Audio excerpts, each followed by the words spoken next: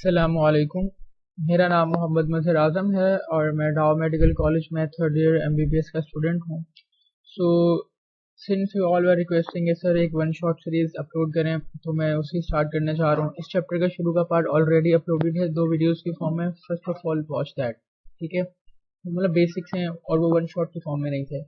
अभी मैं one shot start कर रहा हूँ। वन शॉट का पार्ट 1 है। There will be another part since ये चैप्टर बहुत बड़ा है, so I will be covering it in 2 parts और मे बी 3 पार्ट। और हर वन शॉट लेक्चर जो है वो 3 पार्ट या 4 पार्ट में हुआ करेगा।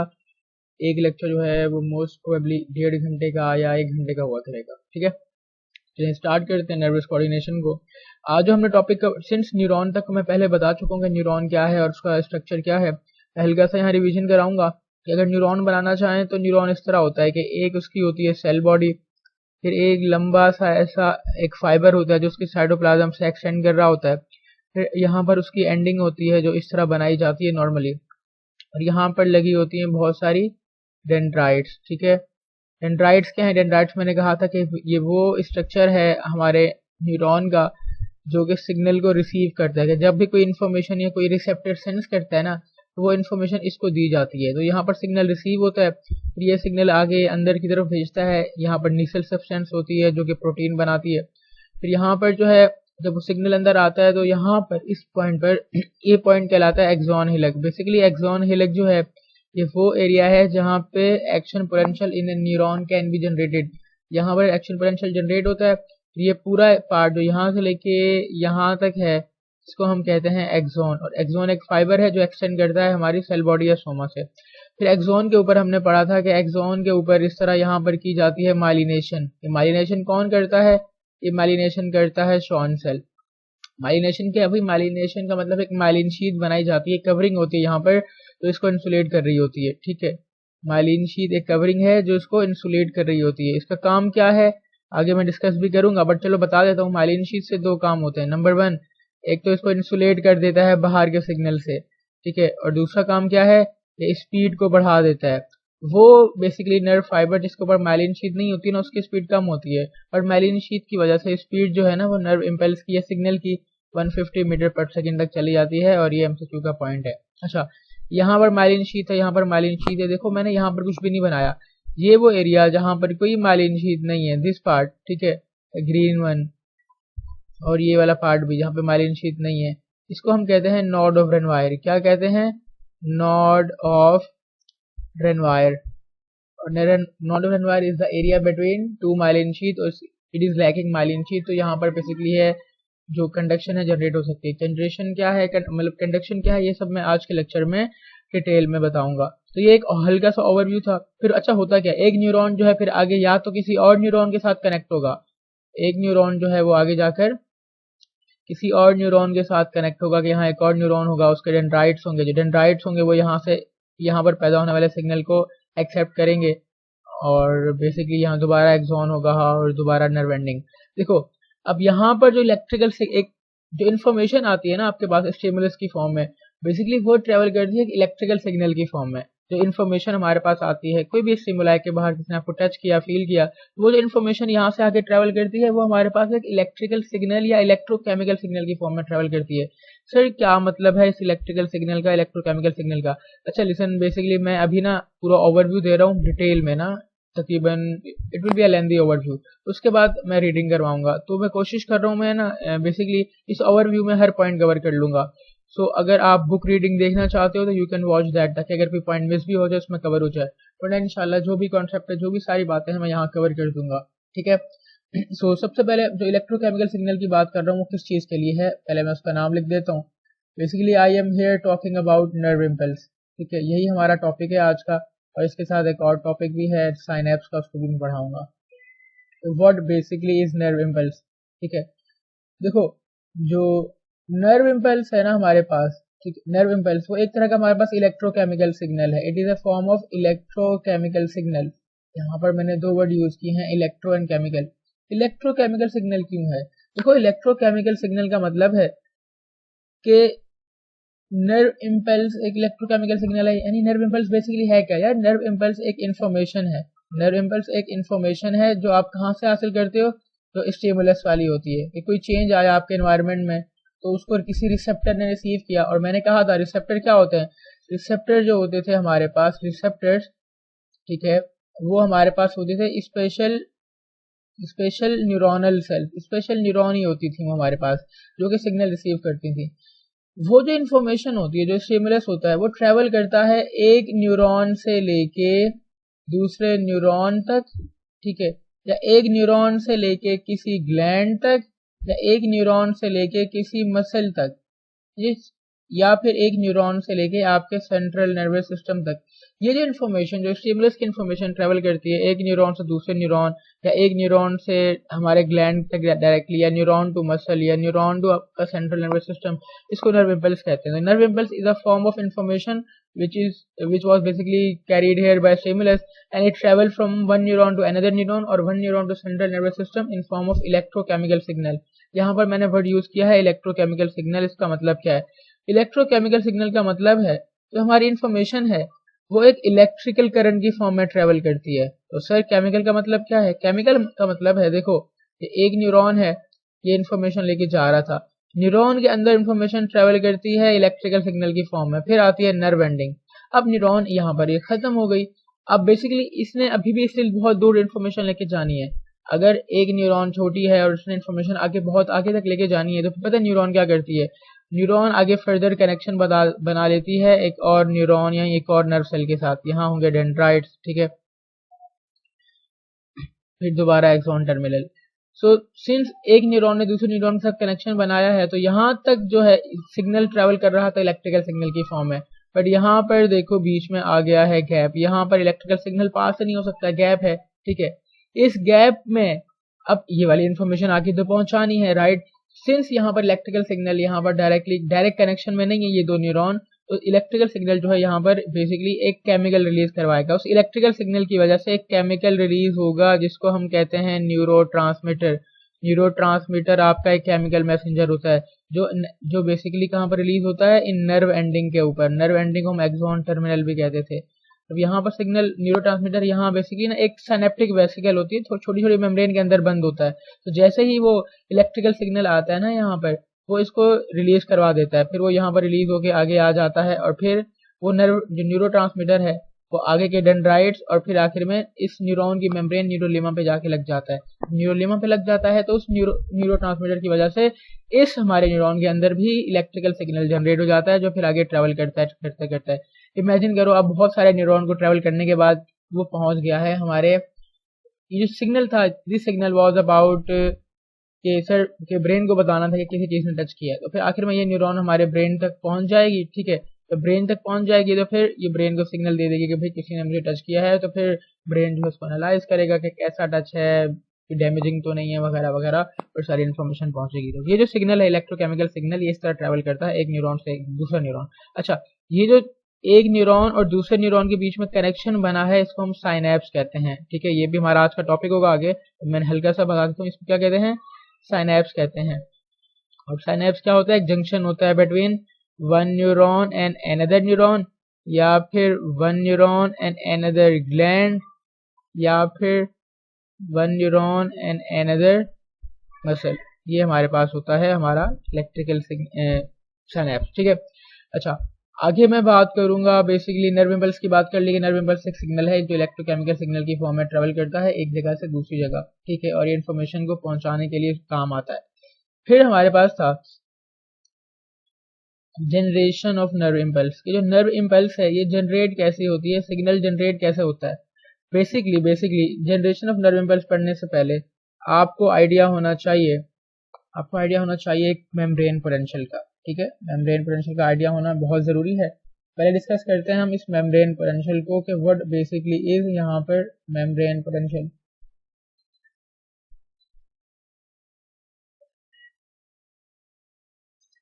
देखो नॉर्मल हालत में अगर imagine this is a cell membrane, ठीक है, नॉर्मल हालत में जो सेल मेम्ब्रेन होती है बाहर इसका चार्ज होता है पॉजिटिव और अंदर चार्ज होता है इसका नेगेटिव। नॉर्मल हालत में ऐसा होता है। तो हम फिजिक्स के अंदर पढ़ते हैं कि जब कोई चार्ज का डिफरेंस होता है ना, एक जगह पर एक मेम्ब्रेन है, यहाँ पर चार्ज डिफरेंट है, यहाँ पर चार्ज डिफरेंट है, तो इस चार्ज का डिफरेंस जब हम मेजर करते हैं कि चार्ज डिफरेंस है क्या, इस चार्ज डिफरेंस की वजह से सबसे पहले क्रिएट हो जाता है एक पोटेंशियल, ठीक है, पोटेंशियल, और that potential arises due to, reason क्या है, difference in charges between two surfaces, difference in charge between two surfaces. जब चार्ज का डिफरेंस होता है दो सरफेस के बीच में, उसकी वजह से क्या अराइज होता है, मेम्ब्रेन पोटेंशियल बन जाता है। तो बेसिकली जब मेम्ब्रेन नॉर्मल हालत में होती है तो बाहर चार्ज पॉजिटिव होता है, अंदर चार्ज नेगेटिव होता है, और इस कंडीशन को कहते हैं हम मेम्ब्रेन पोटेंशियल तो कहते हैं, ठीक है। कि मेम्ब्रेन पोटेंशियल क्या है, it is basically the difference in charge created between inside and outside of a membrane, ठीक है। और जो ठीक है, अब बेसिकली मेम्ब्रेन पोटेंशियल की दो टाइप्स हैं।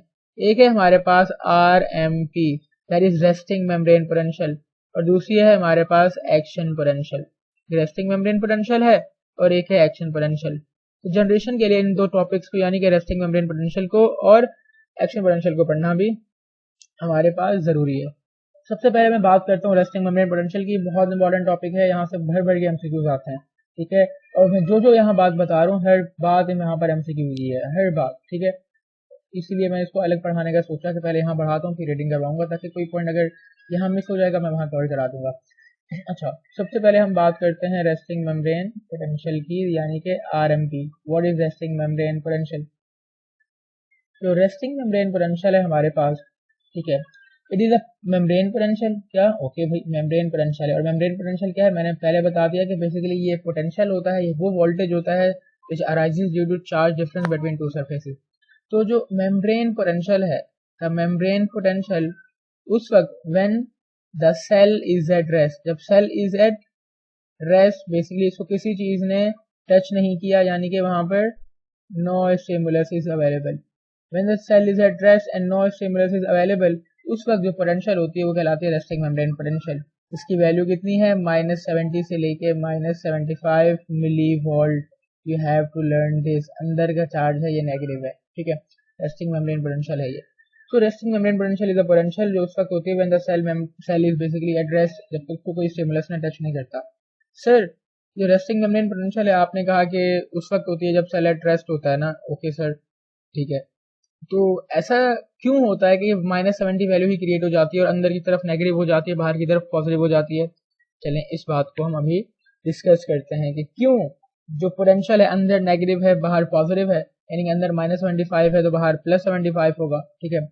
या फिर अंदर 0 होगा, बाहर 0 होगा तो अंदर -75, यानी कि पूरा 75 का डिफरेंस क्रिएट हो रहा है। तो रेस्टिंग मेम्ब्रेन पोटेंशियल है, ये नेगेटिव होती है, तो इसकी कॉजेज हम पहले पढ़ते हैं। रेस्टिंग मेम्ब्रेन पोटेंशियल की causes and why inside the charge is negative and outside is positive. Again अब कंसीडर करना है अच्छे से, हाँ। तो फॉर एग्जांपल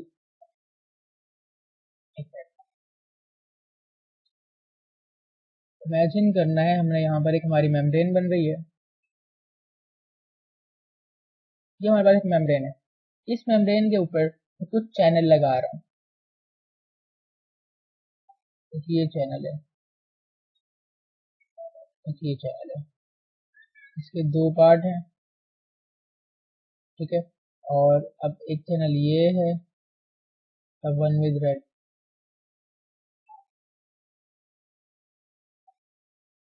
ठीक है।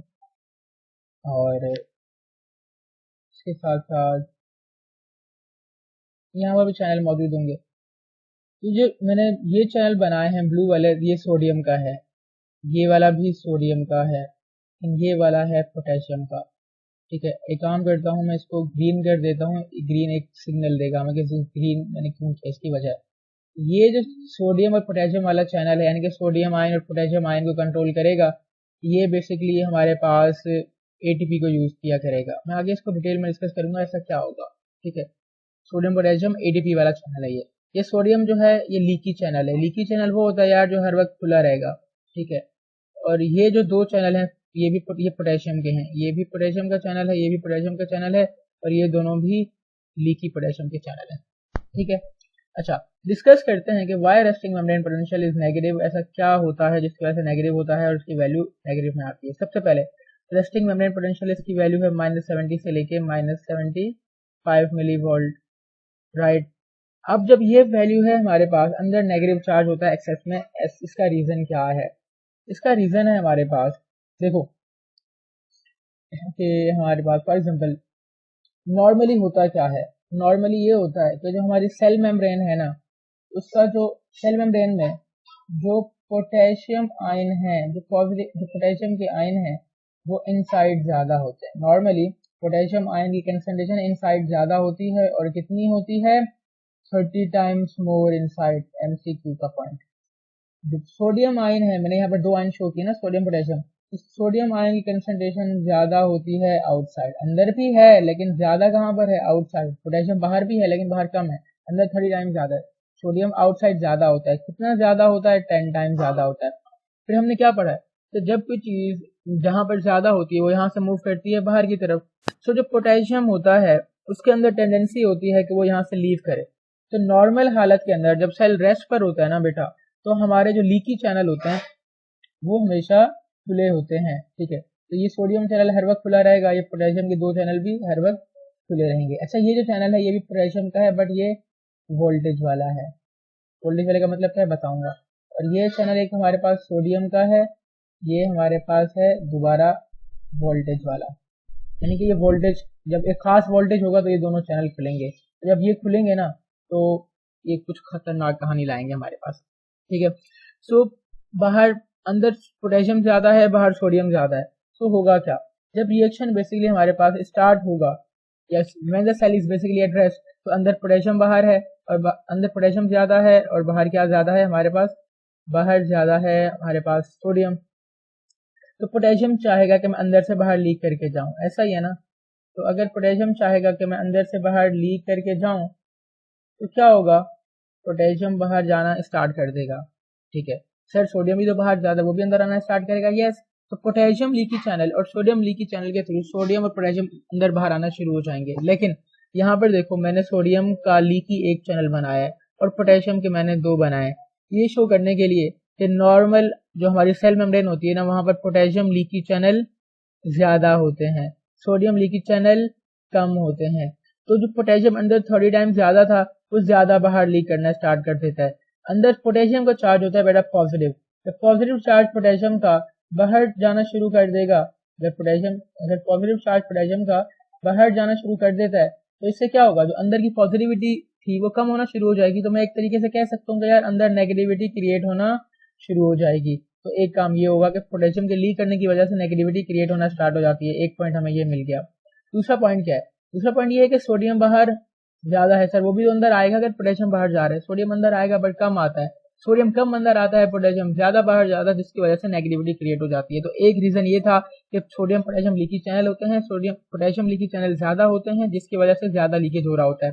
अनदर थिंग क्या है कि सोडियम फिर बाहर कम, सोडियम बाहर ज्यादा तो है बट उसके जो चैनल हैं लीकी चैनल वो चैनल हैं जो हर वक्त खुले रहते हैं, वो कम है। जब सोडियम के लेस लीकी चैनल है तो सोडियम अंदर ज्यादा नहीं आता। ठीक है, तो पोटेशियम एक्सेसिवली लीक कर जाता है, जिसकी वजह से अंदर नेगेटिव चार्ज क्रिएट हो जाता है। एक और बात, सेल मेम्ब्रेन के अंदर जो होता है ना हमारे पास, वो प्रोटीन ज्यादा होते हैं।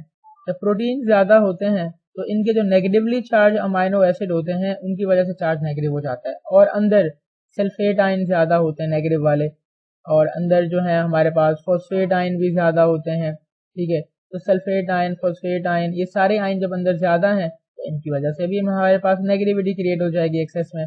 तो all these reasons lead to excessive negative charge inside the membrane and positive charge outside the membrane. तो सर क्या सिर्फ यही चैनल है, कोई और काम नहीं हो रहा होता इसको मेंटेन करने के लिए और नेगेटिविटी बनाने के लिए? एक और काम भी है, और जो मैंने वो चैनल बनाया था हमारे पास, ठीक है, दोबारा एक तरीके से बना लेता हूँ। अब सारे चैनल ड्रॉ नहीं करूंगा, मैं सिर्फ इंपॉर्टेंट वाले ड्रॉ करूंगा जो अभी मैं डिस्कस करने जा रहा हूँ।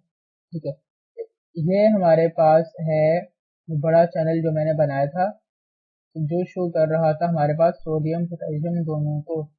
ठीक है, यहाँ ये इस, अब देखो ये है हमारे पास sodium potassium ATPase pump. Sodium potassium ATPase pump जो है ये क्या करता है? अब देखो, अंदर पोटेशियम ज्यादा है, बाहर सोडियम ज्यादा है, अंदर सोडियम कम है, बाहर पोटेशियम कम है। तो सोडियम पोटेशियम एटीपीएज पंप है ना, वो कंसंट्रेशन ग्रेडियंट के बेसिकली उल्टा काम करता है। Leaky channel were doing the work के जहां पर जो चीज ज्यादा थी उसको वहां से कम की तरफ भेज रहे थे। जो सोडियम पोटेशियम एटीपीएस पंप है दैट इज उल्टा। और ये क्या करता है बेटा, ये करता है कि हालांकि अंदर सोडियम कम है, ये अंदर से 3 सोडियम को बाहर छोड़ देता है, बाहर निकालता है, ठीक है। और बाहर से 2 पोटेशियम जो बाहर कम थे अंदर ज्यादा थे उनको नीचे ले आते, तो अगेंस्ट द कंसंट्रेशन काम कर रहा है ना, ठीक है। इसको कहते हैं जब भी कभी ना कंसंट्रेशन का डिफरेंस क्रिएट हो जाता है दो साइड पे, इसको कहते हैं ग्रेडियंट, ठीक है। तो ये वर्ड भी याद रख लो कि ग्रेडियंट क्या होता है। Gradient is nothing just the difference, हमारे पास जो डिफरेंस होता है किसके बीच में, difference in concentration across the membrane, ठीक है। Difference in concentration across the membrane उसको हम कहते हैं ग्रेडियंट है हमारे पास। सो अब देखो 3 सोडियम अंदर से बाहर जा रहे हैं, यानी कि 3 पॉजिटिव चार्ज अंदर से बाहर जा रहे हैं, और 2 पोटेशियम बाहर से अंदर आ रहे हैं, यानी कि तो बेसिकली पॉजिटिव चार्ज 3 बाहर जा रहा है, बाहर निकल रहा है, और 2 पॉजिटिव चार्ज अंदर आ रहा है। तो एक पॉजिटिव चार्ज जो है वो ज्यादा बाहर जा रहा है ना, जिसकी वजह से एक नेगेटिविटी क्रिएट होना शुरू हो जाएगी। तो सोडियम पोटेशियम एटीपीएस पंप भी अगेंस्ट द कंसंट्रेशन ग्रेडियंट काम करके ये काम करता है। Since it is working against the concentration gradient, तो हम कहते हैं कि सोडियम पोटेशियम एटीपीएस पंप पे एक्टिव ट्रांसपोर्ट हो रही होती है। क्या हो रही होती है? Active transport. और जो हमारे दूसरे पंप लगे हुए थे लीकी चैनल वाले, लीकी चैनल उसका एमसीक्यू का पॉइंट बता रहा हूँ, वो पैसिव होते हैं। पैसिव का मतलब है वो डिफ्यूजन वाला काम करवाते हैं। डिफ्यूजन वाले काम का मतलब है वहां पर नो एटीपी यानी कि नो एनर्जी इज रिक्वायर्ड, ठीक है। आई होप सो कि ये बात समझ में आई होगी। तो नॉर्मल हालत में इन चीजों की वजह से अंदर नेगेटिविटी क्रिएट हो जाती है और बाहर क्रिएट हो जाती है पॉजिटिविटी। और याद रखना है, अगर मैं समराइज करूं अपनी सारी बातें, तो हमारे सेल के ऊपर जो नेगेटिविटी है वो इसलिए क्रिएट हो रही है, नंबर 1 कि पोटेशियम ज्यादा लीक कर रहा है, क्योंकि इसके पोटेशियम ज्यादा लीक कर रहा है, ये हमारे पास potassium is leaking more outside, potassium leakage ज्यादा है। रीजन क्या है? इसके मोर लीकी चैनल हैं, मोर लीकी चैनल हैं। तो लीक क्यों कर रहा है? क्योंकि अंदर ये 30 टाइम्स ज्यादा है। फिर जो सोडियम है अंदर वो लेस आ रहा है। फिर हमारे पास सल्फेट आयन है, फॉस्फेट आयन है, ये सारे नेगेटिव होते हैं। तो और प्रोटीन भी है अंदर, तो वो भी सारे नेगेटिव होते हैं। तो इनकी वजह से नेगेटिव चार्ज क्रिएट हो जाता है। और क्या बात बताई मैंने? और ये बात बताई मैंने कि एक सोडियम पोटेशियम एटीपीएस पंप काम कर रहा होता है, ये एटीपी को यूज कर रहा होता है, और इसकी वजह से 3 सोडियम बाहर जाते हैं, 2 पोटेशियम अंदर आते हैं, 3 सोडियम बाहर जाते हैं, और इसकी वजह से भी -1 का डिफरेंस क्रिएट होता जाता है, ठीक है। तो this membrane, this potential which is created due to all these reasons is called resting membrane potential. और इस ठीक है, और इसकी वैल्यू होती है -70, ठीक है, -70 मिलीवोल्ट इसकी वैल्यू होती है रेस्टिंग मेम्ब्रेन पोटेंशियल की। किसकी? रेस्टिंग मेम्ब्रेन पोटेंशियल की। -20 मिलीवोल्ट इसकी वैल्यू होती है। अच्छा, अब फॉर एग्जांपल कोई स्टिमुलस आया, कोई सिग्नल आया, और सिग्नल ने किया आपके किसी रिसेप्टर को, यानी कि एक न्यूरॉन को टच, ठीक है। इस न्यूरॉन को सिग्नल आया और इसने इसको किया यहाँ पर टच। ये ड्राइंग बहुत घटिया है, राइटिंग तो उससे भी घटिया है, पर खैर कॉन्सेप्ट समझने की कोशिश करो। अब इमेजिन यहाँ पर सिग्नल अराइव हुआ, स्टिमुलस। स्टिमुलस क्या होता है? Stimulus is any change in environment, change in environment जो पैदा होता है हम उसको स्टिमुलस कहते हैं, ठीक है। जब भी कोई स्टिमुलस आता है, कोई भी चेंज पैदा होता है, that change is detected by the sensor. Sensor basically what? Sensor basically आपके receptor. When this change is basically detected, तो अगर अगर अगर डिटेक्ट होने के लिए एक शर्त है, अगर जो आपका स्टिमुलस आया है वो इतना स्ट्रांग है कि वो एक particular value of potential generate कर दे, पर्टिकुलर पोटेंशियल जो है हमारे पास वो जनरेट कर दे, ठीक है। अगर आपका स्टिमुलस जो आया है वो इतना स्ट्रांग है कि वो एक खास पोटेंशियल क्रिएट कर दे। सर वो खास पोटेंशियल कितनी क्रिएट कर दे? वो खास पोटेंशियल है कि ये जो अंदर माइनस की नेगेटिविटी थी ना, -20 की, इसकी नेगेटिविटी को समहाउ -55 तक ले जाए। तो सर वो में जो है इट विल बी डिटेक्टेड, ठीक है। एंड दिस डिटेक्शन के साथ साथ इसकी जो इन्फो है वो हम आगे शेयर भी कर देंगे, यानी कि बेसिकली सर इस इंफॉर्मेशन का ना हम एक सिग्नल जनरेट कर देंगे। कैसा सिग्नल? नर्व इम्पल्स वाला सिग्नल। अच्छा, तो आप कह रहे हो बेसिकली कि नर्व इम्पल्स उस वक्त तक जनरेट नहीं होती जब तक पोटेंशियल जो है वो एक खास वैल्यू पे रीच नहीं होता। यस सर, ऐसा ही तो होता है। तो फिर ऐसा क्यों हो रहा है? ऐसा बेसिकली इसलिए हो रहा है कि जो रेस्टिंग मेम्ब्रेन पोटेंशियल है हमारी यहाँ पर -70 मिलीवोल्ट वाली, ये अगर -55 मिली वोल्ट तक कोई भी रीजन, कोई भी स्टिमुलस ऐसा है कि इसकी वैल्यू को कम करके -55 तक ले जाए, यानी कि नेगेटिविटी कम कर दे, ठीक है, तो ये जो -55 का बैरियर है, इसको कहते हैं हम थ्रेशोल्ड पोटेंशियल। क्या कहते हैं? Threshold potential. ये थ्रेशोल्ड पोटेंशियल जो है हमारे पास, ये वो मिनिमम वैल्यू है पोटेंशियल की कि अगर यहाँ तक पोटेंशियल आ जाए तो इसके बाद नर्व इम्पल्स जो है वो जनरेट हो जाता है। अगर वैल्यू इस तक आ जाए तो उसके बाद एक नर्व इम्पल्स जनरेट हो जाता है, और जब नर्व इम्पल्स जनरेट हो जाता है यानी इलेक्ट्रिकल सिग्नल जनरेट हो जाता है, तो ये इन्फॉर्मेशन हमारे पास आगे ट्रेवल करती है, आगे चली जाती है। तो what is threshold potential? Threshold potential is the minimum value of potential which is basically needed to generate a electrical signal या to generate a nerve impulse. Sir ये जो नर्व इम्पल्स है, जो सिग्नल है, जो ट्रेवल भी करता है ना, यस, किस फॉर्म में ट्रेवल करता है? जो सिग्नल है वो जो ट्रेवल करता है, it travel in form of action potential. Sir ये अब एक्शन पोटेंशियल क्या है बताता हूँ, थोड़ा सब्र करो। देखो, अगर इस स्टिमुलस इतना स्ट्रॉन्ग था तो वो उस -70 को -55 तक ले आया, और जब -70 -55 तक हो गया और इसकी वजह से फिर इसने एक सिग्नल जनरेट कर दिया। तो अगर पोटेंशियल इतना स्ट्रॉन्ग हो कि -70 को -55 तक ले आए, तो जैसे ही -55 तक ले आता है ना, फिर ऑटोमेटिकली एक सिग्नल जनरेट हो जाता है, ठीक है। अगर ये वैल्यू -70 से -55 तक आ गई तो यहाँ पर जनरेट हो जाएगा एक्शन पोटेंशियल। एक्शन पोटेंशियल क्या है? Action potential is nothing, is just the change in membrane potential. कैसा चेंज? जो -70 से -55 तक आया है ना, जैसे ही -55 तक चेंज आता है ना, आगे का चेंज ऑटोमेटिकली हो जाता है। क्या मतलब सर? सर इसका मतलब ये है कि जो -70 का चेंज -70 से -55 तक आया है ना, इसके बाद जो पोटेंशियल है वो ऑटोमेटिकली इंक्रीज करके चला जाता है 30 अकॉर्डिंग टू एमबीबीएस की बुक्स, 50 अकॉर्डिंग टू यूएड बुक। -70 -55 से +50 +30 तक चला जाता है। ये जो सिग्नल का चेंज होता है, ये जो पोटेंशियल का चेंज है, इसको हम कहते हैं डीपोलराइजेशन। ये मैं नेक्स्ट पेज पे बताता हूँ दोबारा से। तो देखो, मैंने कहा हमारे पास रेस्टिंग मेम्ब्रेन पोटेंशियल था। रेस्टिंग मेम्ब्रेन पोटेंशियल के बाद हमने कहा कि इसको चेंज किया। जब चेंज किया तो ये -7, तो एक स्टिमुलस आया और इस स्टिमुलस ने इस -70 को बेसिकली चेंज कर दिया -55 तक। जब ये -70 कोई ऐसा स्टिमुलस आए जो -70 को -55 में ले जाए, ठीक है, तो उसकी वजह से एक एक्शन पोटेंशियल जनरेट हो जाता है। What is action potential?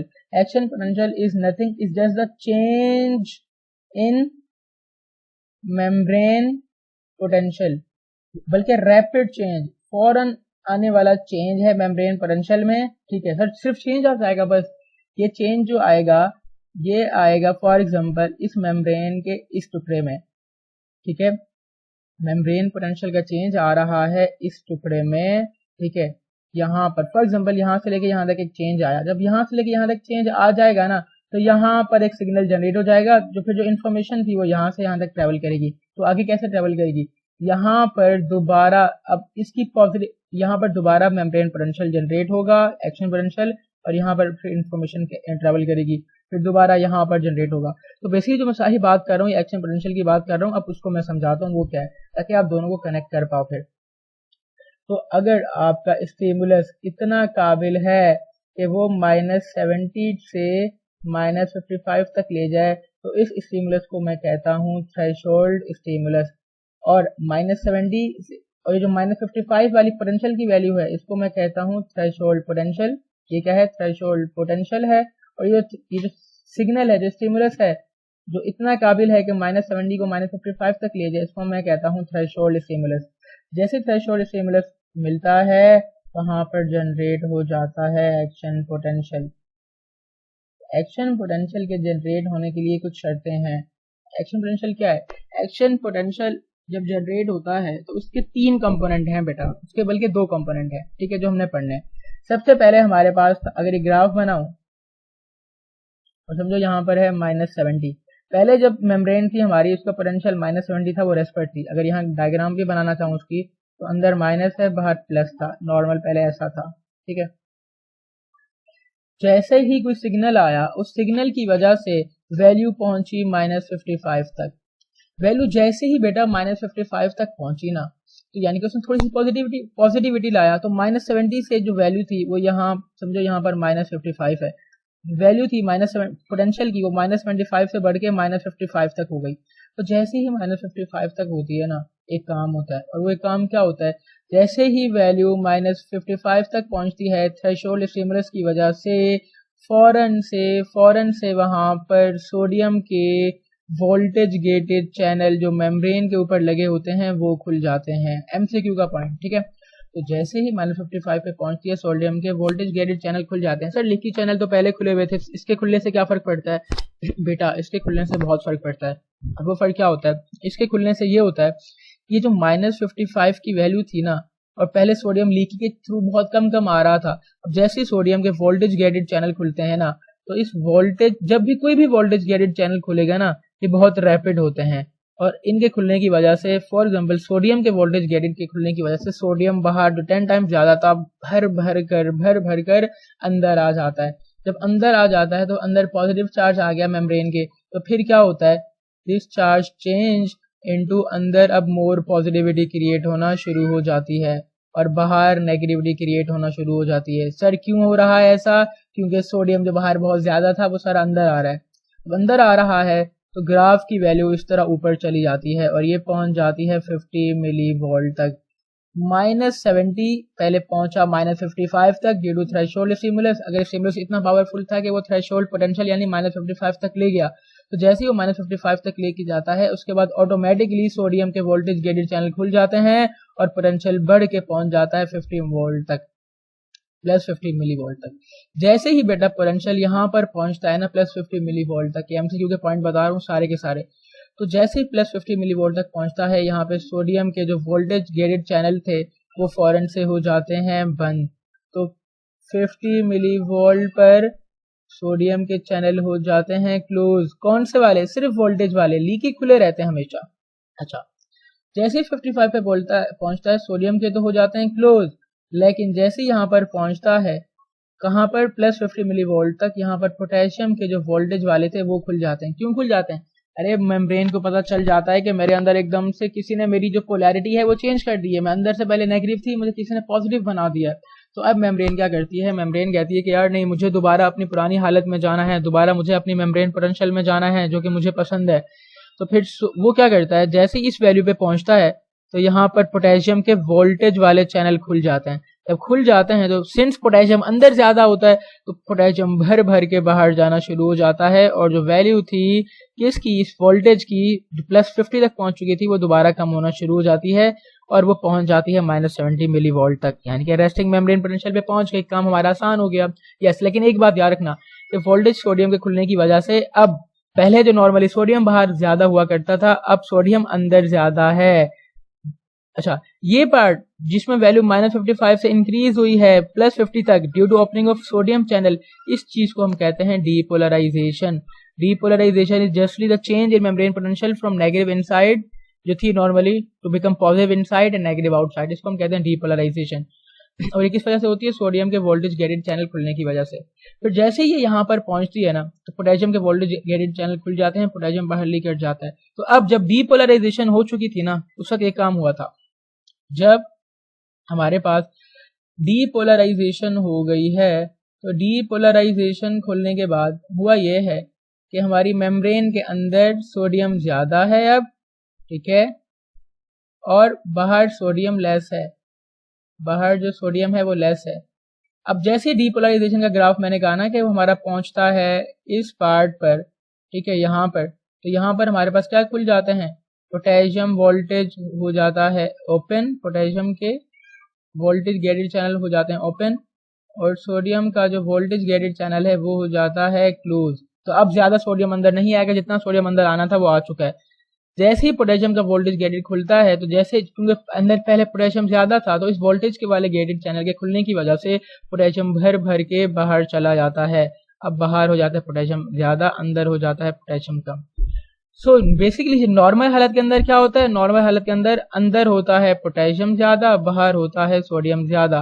But अब दोनों की आयंस की कंसंट्रेशन हो चुकी है ऑपोजिट। ये बात भी आपने याद रखनी है क्योंकि आगे इसको मैं कनेक्ट करने जाऊंगा। अब जब डीपोलराइजेशन हुई है, बाहर पोटेशियम ओपन चैनल खुल गए हैं, तो अंदर का पोटेशियम लीक होकर बाहर चला जाएगा, जिसकी वजह से पॉजिटिव चार्ज बाहर चला जाएगा और वैल्यू दोबारा -70 पर आ जाएगी। लेकिन एक मसला होता है, ये जो पोटेशियम चैनल खुले हुए थे ना, ये ज्यादा देर वोल्टेज वाले खुले हैं। ये ऐसा नहीं होता कि -20 जैसे ही पहुंचे फौरन से बंद हो जाए, इनको बंद होने में टाइम लगता है, तो थोड़ा लेट बंद होते हैं। जब ये थोड़ा लेट बंद होते हैं ना, तो उनके लेट बंद होने की वजह से और ज्यादा पोटेशियम बाहर लीक कर जाता है, और ज्यादा पोटेशियम बाहर लीक कर जाता है। जब और ज्यादा पोटेशियम बाहर लीक कर जाता है तो नेगेटिविटी रेस्टिंग मेम्ब्रेन पोटेंशियल से भी मोर नेगेटिव हो जाती है। ये जो रेस्टिंग मेम्ब्रेन पोटेंशियल का मोर नेगेटिव में चले जाना है, नेगेटिव की वैल्यू से भी ज्यादा नेगेटिव हो जाना है, उसको हम कहते हैं हाइपर पोलराइजेशन। तो हाइपर पोलराइजेशन के दो कॉजेज हैं। एक कॉज तो ये है कि पोटेशियम वोल्टेज चैनल जो है ना, वो ज्यादा देर तक खुल गए, ठीक है, ज्यादा खुल गए। जब ज्यादा देर तक खुल गए तो पोटेशियम ज्यादा बाहर चला गया, तो अंदर आ गई नेगेटिविटी। और एक और चीज, जब ये बेटा मेम्ब्रेन पोटेंशियल चेंज हो चुकी है ना, यानी कि जो इसकी पोलैरिटी है हमारी मेम्ब्रेन की, ये हो चुकी है चेंज, तो नॉर्मल हालत के अंदर पता है क्या होता है, क्लोरीन बाहर होता है और वो अंदर नहीं आता। क्लोरीन का चार्ज नेगेटिव होता है ना, तो अंदर ऑलरेडी नेगेटिव होता है, तो नेगेटिव चार्ज नॉर्मल हालत के अंदर अंदर नहीं आता। बट जैसे ही पोलैरिटी चेंज होती है, अंदर बिकम पॉजिटिव, बाहर बिकम नेगेटिव, तो क्लोरीन भी अंदर आना शुरू हो जाता है, क्लोराइड। जब क्लोराइड अंदर आ जाता है तो उसकी वजह से भी हाइपर पोलराइजेशन होती है। एमसीक्यू के पॉइंट बताए मैंने, तो हाइपर पोलराइजेशन है क्या, नेगेटिविटी का और ज्यादा हो जाना, रेस्टिंग मेम्ब्रेन पोटेंशियल से भी वोल्टेज का ज्यादा नेगेटिव हो जाना। और वो क्यों होता है, मेम्ब्रेन जो पोटेशियम चैनल है वो ज्यादा देर तक खुला रहता है, इस वजह से होता है, ठीक है। इसको कहते हैं हाइपर पोलराइजेशन। डीपोलराइजेशन पढ़ा, ठीक है। पहले था ये पोटेंशियल का बढ़ के +50 तक जाना, डीपोलराइजेशन। ये किस वजह से होता है, सोडियम वोल्टेज के खुलने की वजह से। फिर यहाँ पर पोटेशियम खुल जाता है और वो उसको वापस ले आता है, ये होता है, ये डीपोलराइजेशन कहलाता है, ठीक है। डीपोलराइजेशन का मतलब है वैल्यू का पॉजिटिव होना। फिर जब पोटेशियम खुल जाता है तो वैल्यू दोबारा कम हो जाती है, इसको कहते हैं रीपोलराइजेशन, यानी कि दोबारा असली पोलराइजेशन में ले आना। और ये रेस्टिंग मेम्ब्रेन पोटेंशियल इससे अगर ज्यादा नीचे चली जाएगी, इसको हम कहते हैं हाइपर पोलराइजेशन। अब मेरी बात सुनो सर, जब रीपोलराइजेशन हुई उसके बाद तो चार्ज दोबारा वैसा हो गया ना रेस्टिंग मेम्ब्रेन वाला। हाँ अच्छा सर, एक मिनट सर, रेस्टिंग मेम्ब्रेन वाला हो तो रहा था, हाइपर पोलराइजेशन भी तो हो गई, तो ये कैसे ठीक होगी, जो -90 तक चली गई है इसको दोबारा 70 तक लाना है ना। यस बिल्कुल लाना है। ये कैसे होगी, वो जो हमारे सोडियम पोटेशियम एडीपीएस पंप है ना बेटा, वो इसको नॉर्मल करते हैं।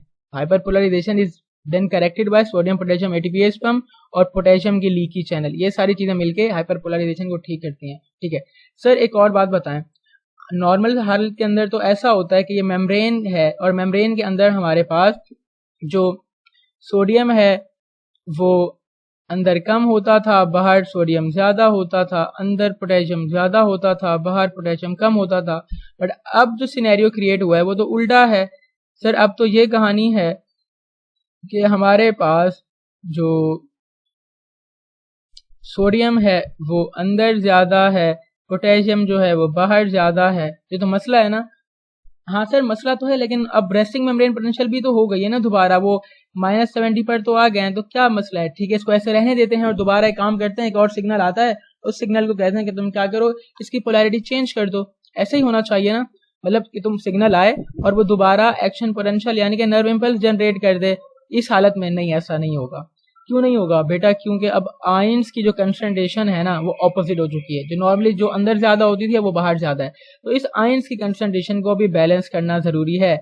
एंड दिस आयंस की कंसंट्रेशन जब तक बैलेंस नहीं होगी, हम दूसरा स्टिमुलस चाहे जितना भी आ जाए वो एक्शन पोटेंशियल को जनरेट नहीं करेगा। क्या, जब तक हमारी आयंस की कंसंट्रेशन दोबारा से नॉर्मल नहीं होगी, उसी हालत में नहीं जाएगी। कौन सी हालत में, कि अंदर हो जाए पोटेशियम ज्यादा, ठीक है, इनसाइड जब तक पोटेशियम दोबारा ज्यादा नहीं हो जाता और आउटसाइड जब तक सोडियम दोबारा ज्यादा नहीं हो जाता, उस वक्त तक चाहे स्टिमुलस जितना भी आता रहे उसकी वजह से कोई एक्शन पोटेंशियल यानी कि कोई नर्व इम्पल्स जनरेट नहीं होगी।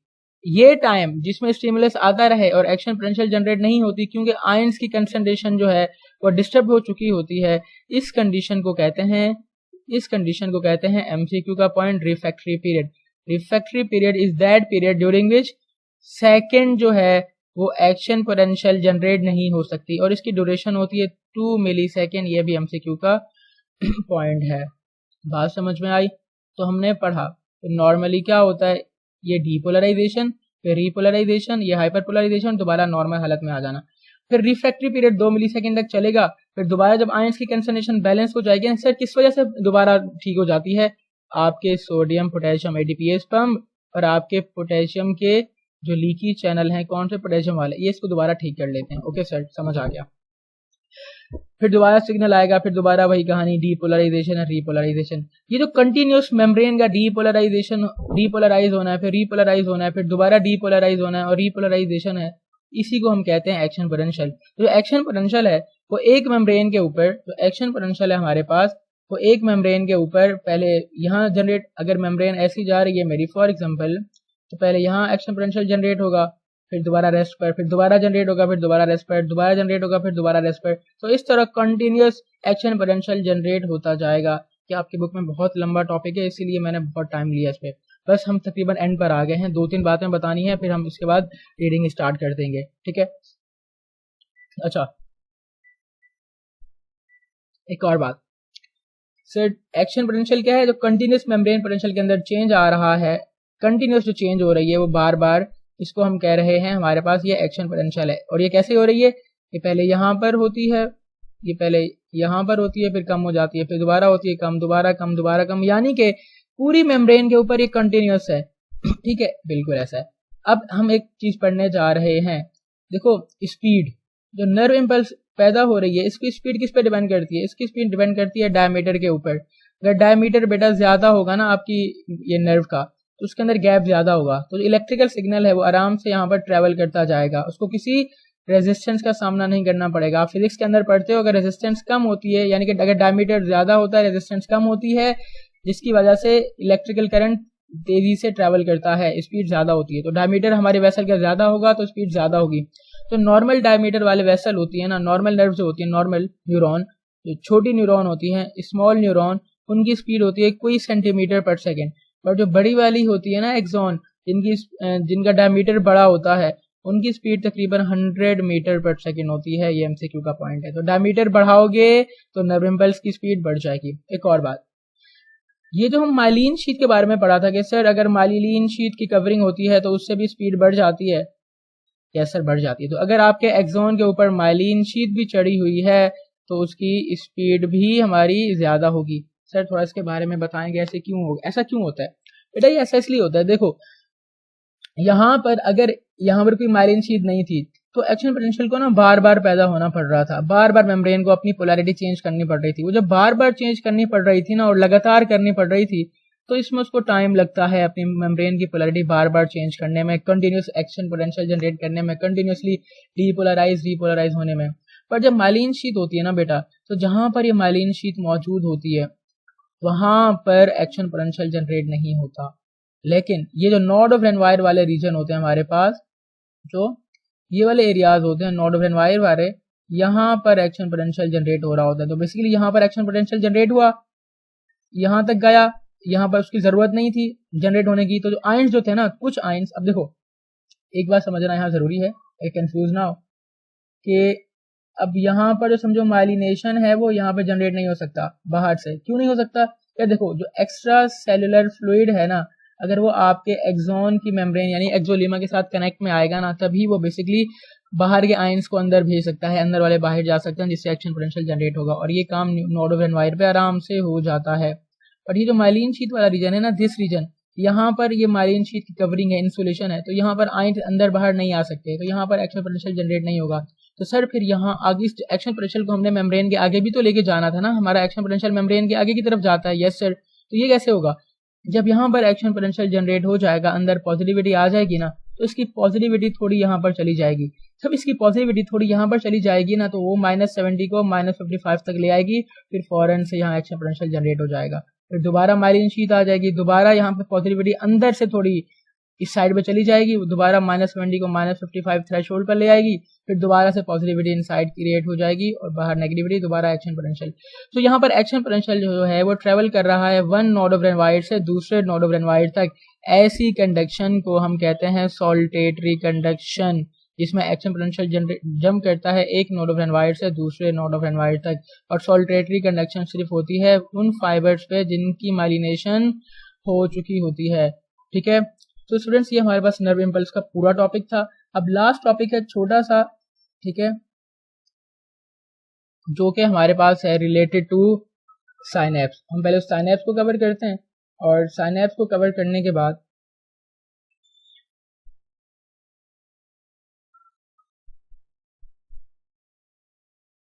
साइनेप्स को कवर करेंगे, साइनेप्स को कवर करने के बाद रीड कर लेंगे। ठीक है, तो एक तरीके से वन शॉट अगर बनाना चाह रहे थे तो तकरीबन पूरा बन ही जाए ना। ठीक है, साइनेप्स छोटा है, उसमें इतना टाइम नहीं लगेगा। साइनेप्स होता क्या है? ठीक है, synapse, synapse is basically a junction between two neuron. Junction होता है ताल्लुक, ताल्लुक है किसके दरमियान? या तो दो न्यूरॉन के बीच में आपस का ताल्लुक है कि एक न्यूरॉन आई और यहाँ एंड हुई, फिर दोबारा एक और न्यूरॉन यहाँ मौजूद है, वो इस तरह एंड हो रही। तो ये जो जंक्शन है between one neuron and another neuron, इसको हम साइनेप्स कहते हैं। ठीक है, या फिर ये जंक्शन होता है एक न्यूरॉन के साथ और एक कोई यहाँ पर ग्लैंड लगा होगा उसके साथ, या फिर ये एक न्यूरॉन के साथ और एक मसल के साथ, ये सारा जंक्शन होता है हमारे पास। ठीक है, फाइन, ये मैंने कहा कि साइनेप्स हमारे पास है क्या, जैसा जंक्शन बिटवीन टू न्यूरॉन, इसको लिख लो, या फिर बिटवीन हमारे पास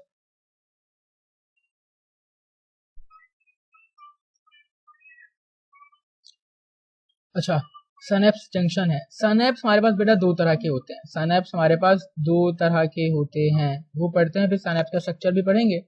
सिनेप्स हमारे पास दो तरह के होते हैं। एक सिनेप होता है कॉल्ड इलेक्ट्रिकल सिनेप। क्या होता है? इलेक्ट्रिकल सिनेप। इलेक्ट्रिकल सिनेप में पता है क्या होता है? उसमें ये होता है कि हमारा इमेजिन ये डेंड्राइट्स हैं, ये उसका न्यूरोलीमा न्यूरॉन है, ये एक्सॉन है, ये उसकी एंडिंग है। जो उसकी एंडिंग है ना, वो डायरेक्टली कांटेक्ट होती है दूसरे न्यूरॉन की सेल बॉडी यानी डेंड्राइट्स के साथ। अगर ऐसा हो, अगर इस पार्ट को मैं बड़ा करके दिखाऊं ना, तो ये एंड में ऐसा होता है, नॉब एंड में भी ये नॉब लाइक होता है ऐसा। मैं हालांकि मैं डंडियां बना देता हूँ ऐसा, बट एंड में इस तरह होता है। ठीक है, और आगे वाला न्यूरॉन समझो इस तरह बना हुआ है। ठीक है, जो इलेक्ट्रिकल साइनैप होता है ना बेटा, इलेक्ट्रिकल साइनैप में डायरेक्टली दोनों के बीच में डायरेक्ट कनेक्शन होता है। यहाँ पर इस तरफ चैनल लगे होते हैं, तो फिर जो यहाँ की जो पोटेंशियल है वो यहाँ लीक होकर यहाँ आ जाती है, यहाँ की पोटेंशियल लीक होकर यहाँ आ जाती है, यहाँ की पोटेंशियल इलेक्ट्रिकल सिग्नल लीक होकर यहाँ आ जाता है। सिंस इलेक्ट्रिकल सिग्नल को डायरेक्ट रास्ता मिल रहा है एक साइनैप से, एक न्यूरॉन से दूसरे न्यूरॉन में जाने का, इसको कहते हैं इलेक्ट्रिकल साइनैप। इलेक्ट्रिकल साइनैप में डायरेक्ट कनेक्शन होते हैं between one neuron and another neuron. ठीक है, ये तो था इलेक्ट्रिकल साइनैप, तो सिंपल था, इजी वाला। और इलेक्ट्रिकल साइनैप हमारे ब्रेन में ज्यादा होते हैं, ये भी एमसीक्यू का पॉइंट है। ठीक है, ब्रेन में ज्यादा होते हैं, तो इलेक्ट्रिकल साइनैप की स्पीड भी सबसे ज्यादा होती है। ठीक है, ये भी एमसीक्यू का पॉइंट है। अगर आगे बताऊं, इलेक्ट्रिकल साइनैप तो मैंने बता दिया। दूसरा साइनैप कौन सा होता है? दूसरा साइनैप हमारे पास होता है दैट्स कॉल्ड केमिकल साइनैप, और इसी को हमने थोड़ा अच्छे से पढ़ना है। स्ट्रक्चर भी अभी पढ़ा देता हूँ, फिर डायरेक्टली मैं रीड करके सब कुछ एक तरीके से समराइज कर दूंगा। समराइज तो बल्कि अभी किया है, बुक के अंदर बहुत मसले हैं, जो बात बेकार है मैं उसको स्किप करूंगा, जो बात पढ़ाने की है वहां पर मैं उसे एक्सप्लेन करूंगा। ठीक है, अब मेरी बात सुनो। केमिकल साइनैप्स पता है क्या होता है? केमिकल साइनैप्स इस तरह होता है, अब इसको समझना है। ये न्यूरॉन का हमारे पास ऊपर वाला पार्ट है, that's called cell body. Cell body नीचे आई और आखिर में दोबारा वो इस तरह हो गई। ठीक है, फिर नीचे एक और न्यूरॉन लगी हुई है इस तरह। अब यहाँ पर डेंड्राइट्स होंगे उसके। ठीक है, बस समझ जाओ आप। जब इलेक्ट्रिकल सिग्नल बेटा ट्रेवल कर रहा होता है एक न्यूरॉन के इस पार्ट से एक्सॉन में आया, इलेक्ट्रिकल सिग्नल हमारे पास आया आया आया, यहाँ पर पहुंच गया। अब देखो इन दोनों केमिकल साइनैप में ना दो न्यूरॉन के बीच में डायरेक्ट कनेक्शन नहीं होता, ये एमसीक्यू का पॉइंट है। वहां डायरेक्ट कनेक्शन होता है, यहाँ डायरेक्ट कनेक्शन नहीं होता।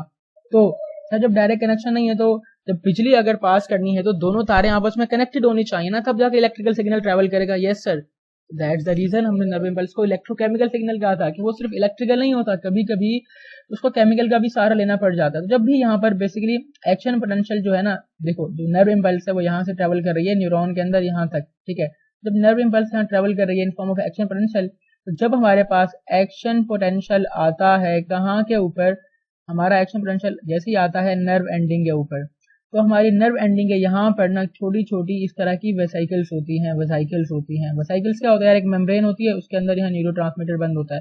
न्यूरोट्रांसमीटर जो है हमारे पास यहाँ एक बंद होता है, हमारी छोटी छोटी सिनेप्टिक वेसिकल के अंदर, ठीक है।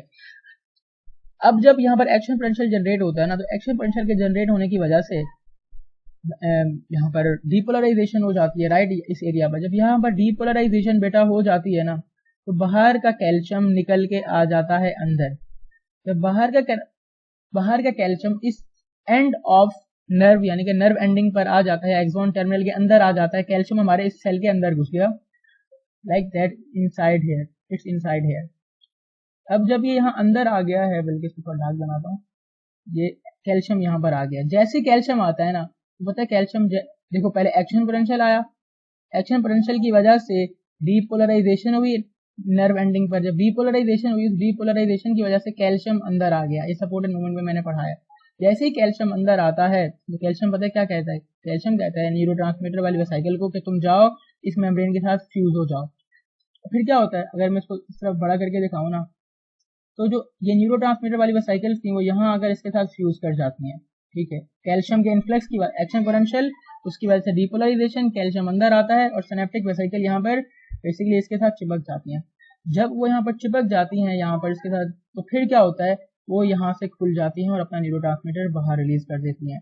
एक्शन पोटेंशियल, डीपोलराइजेशन, कैल्शियम का अंदर आना, कैल्शियम के अंदर आने की वजह से न्यूरोट्रांसमीटर की जो वेसिकल है it gets fuse with the axolemma यानी कि मेम्ब्रेन ऑफ दिस एक्सॉन, और फिर यहाँ से वो न्यूरोट्रांसमीटर बाहर रिलीज कर देती है। जब न्यूरोट्रांसमीटर बाहर रिलीज कर देती है बेटा, तो न्यूरोट्रांसमीटर आगे जाता है और जो दूसरी न्यूरॉन थी वहां पे जाके किसी चैनल के साथ न्यूरोट्रांसमीटर बाइंड कर जाता है। तो बाइंड कर जाता है तो जो भी इंफॉर्मेशन इसकी थी, जो एक्शन पोटेंशियल उसके अंदर आई थी, वो इसमें ट्रांसफर कर देता है।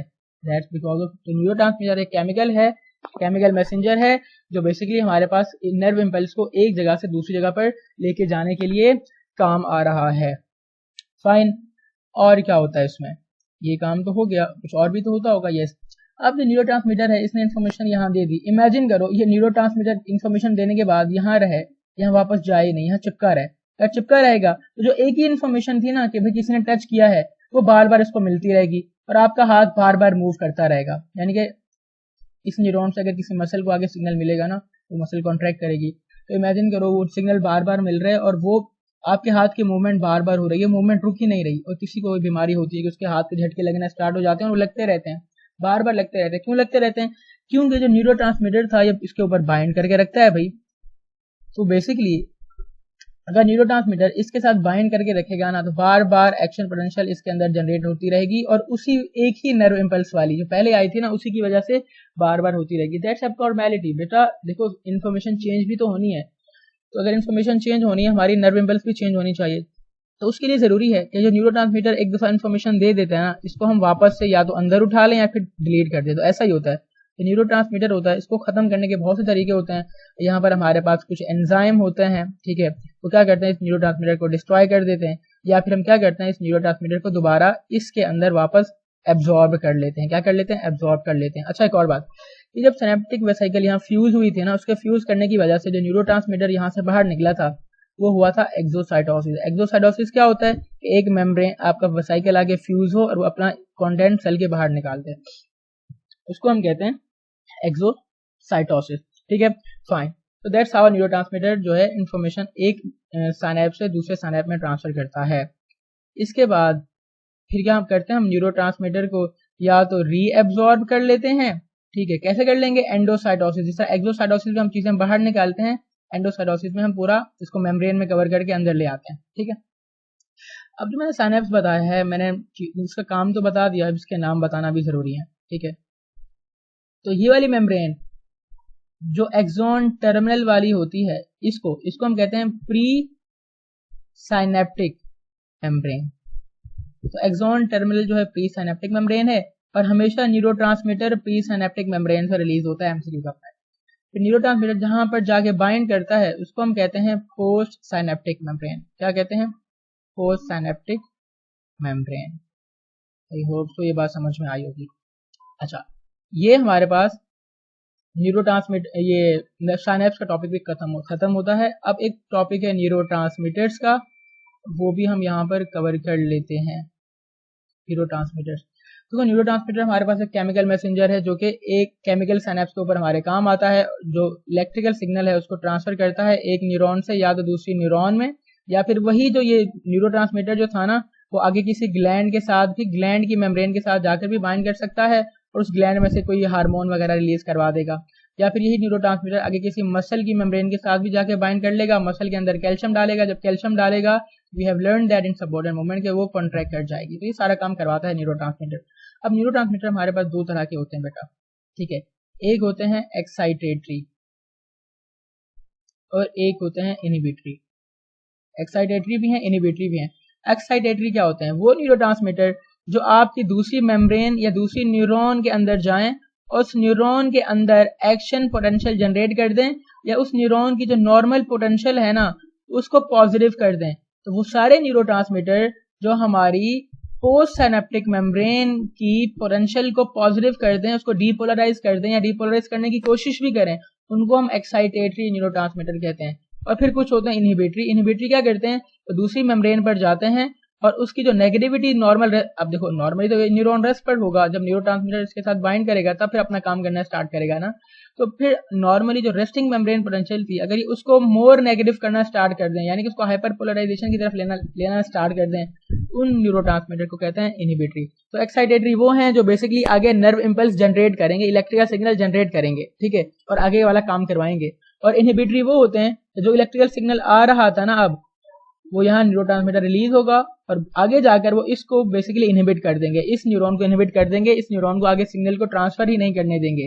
तो उनको हम कहते हैं इनहिबिटरी न्यूरोट्रांसमीटर, ठीक है। तो हमारे पास अब रीडिंग करते हैं और रीडिंग के अंदर हम कुछ मेंशन है न्यूरोट्रांसमीटर के नाम। अच्छा, एक और काम, तो न्यूरोट्रांसमीटर है हमारे पास एक्साइटेटरी और होते हैं, इनहिबिटरी भी होते हैं। किस बेसिस पे होते हैं? कौन सा एक्साइटेटरी है, कौन सा इनहिबिटरी है, और क्यों इस तरह काम करता है? कभी एक्साइट करवा देता है, कभी इनहिबिट करवा देता है।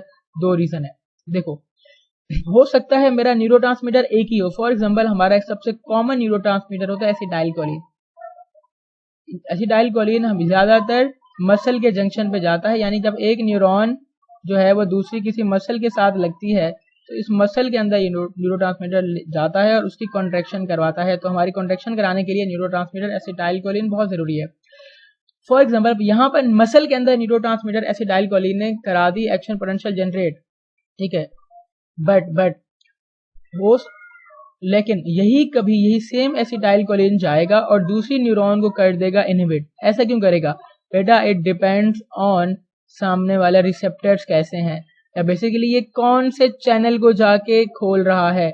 एसिटाइलकोलिन कभी जाके सोडियम चैनल खोलेगा, जब सोडियम चैनल खोलेगा उसके अंदर एक्साइटेटरी पोटेंशियल पैदा हो जाएगी। एक्साइटेटरी यानी कि उसकी पोटेंशियल मोर पॉजिटिव होना शुरू कर देगा, तो वहां पर ये एक्साइटेशन वाला काम कराएगा। लेकिन अगर एसिटाइलकोलिन किसी ऐसे बेसिकली नर्व चैनल के ऊपर चला गया, ऐसे किसी चैनल के ऊपर चला गया, वो चैनल था नेगेटिव, यानी कि वो फॉर एग्जांपल क्लोराइड का चैनल था, तो वो क्लोराइड चैनल के ऊपर लग जाएगा, क्लोराइड चैनल को खोल देगा तो क्लोरीन अंदर चला जाएगा। जब क्लोरीन नेगेटिव अंदर चला जाएगा, अंदर ज्यादा नेगेटिविटी हो जाएगी। तो दो काम है, या तो किसी पॉजिटिव चैनल को खोलेगा एक्साइटेटरी वाला, जब भी कोई एसिटाइलकोलिन जब भी कोई न्यूरोट्रांसमीटर किसी पॉजिटिव चैनल को खोलता है तो उस पॉजिटिव चैनल के खुलने की वजह से जो पॉजिटिव आयंस थे बाहर से वो अंदर आना शुरू हो जाते हैं, ठीक है। या फिर कभी ऐसा होता है कि वो किसी, ठीक है, तो क्या करेगा? अगर वो एक्साइटेटरी है तो दो काम करेगा, या तो पॉजिटिव चैनल खोल देगा, ठीक है, पॉजिटिव चैनल खोल देगा। कौन से पॉजिटिव चैनल? वो वाले, यानी कि सोडियम वाले। जब सोडियम के पॉजिटिव चैनल खोलेगा तो सोडियम क्योंकि बाहर ज्यादा होते हैं तो अंदर आएगा और पॉजिटिव हो जाएगी। या फिर वो नेगेटिव चैनल को बंद कर देगा, जब नेगेटिव चैनल बंद हो जाएगा फिर अंदर नेगेटिव चीज नहीं आएगी तो फिर दोबारा पॉजिटिविटी हो जाएगी। या फिर एक और काम करता है, वो ये काम करता है कि वो जो पोटेशियम के लीकी चैनल भी खुले हुए थे उनको भी कर देता है बंद। अब जो नॉर्मली पोटेशियम बाहर लीक हो रहा था अब लीक नहीं होगा, तो ज्यादा पॉजिटिव चीज अंदर रहेगी, जब ज्यादा अंदर रहेगी तो इससे भी एक्साइटेशन होगी। और इनहिबिशन में क्या होगा? उल्टा होगा। इनहिबिशन में या तो नेगेटिव चैनल खुल जाएंगे जिससे नेगेटिव चीज अंदर जाएगी, या सोडियम चैनल बंद करके रखेगा, या फिर पोटेशियम चैनल को दोबारा खोल देगा ताकि ज्यादा पोटेशियम बाहर लीक हो जाए। पोटेशियम ज्यादा बाहर लीक होगा तो वहां पर नेगेटिव पोटेंशियल जनरेट हो जाएगा, ठीक है। आई होप सो कि आपको ये बात समझ में आई होगी। अब मैं स्टार्ट करता हूँ रीडिंग, एंड बेसिकली हम यहाँ पर बहुत सी चीजें डिस्कस करने की कोशिश करेंगे।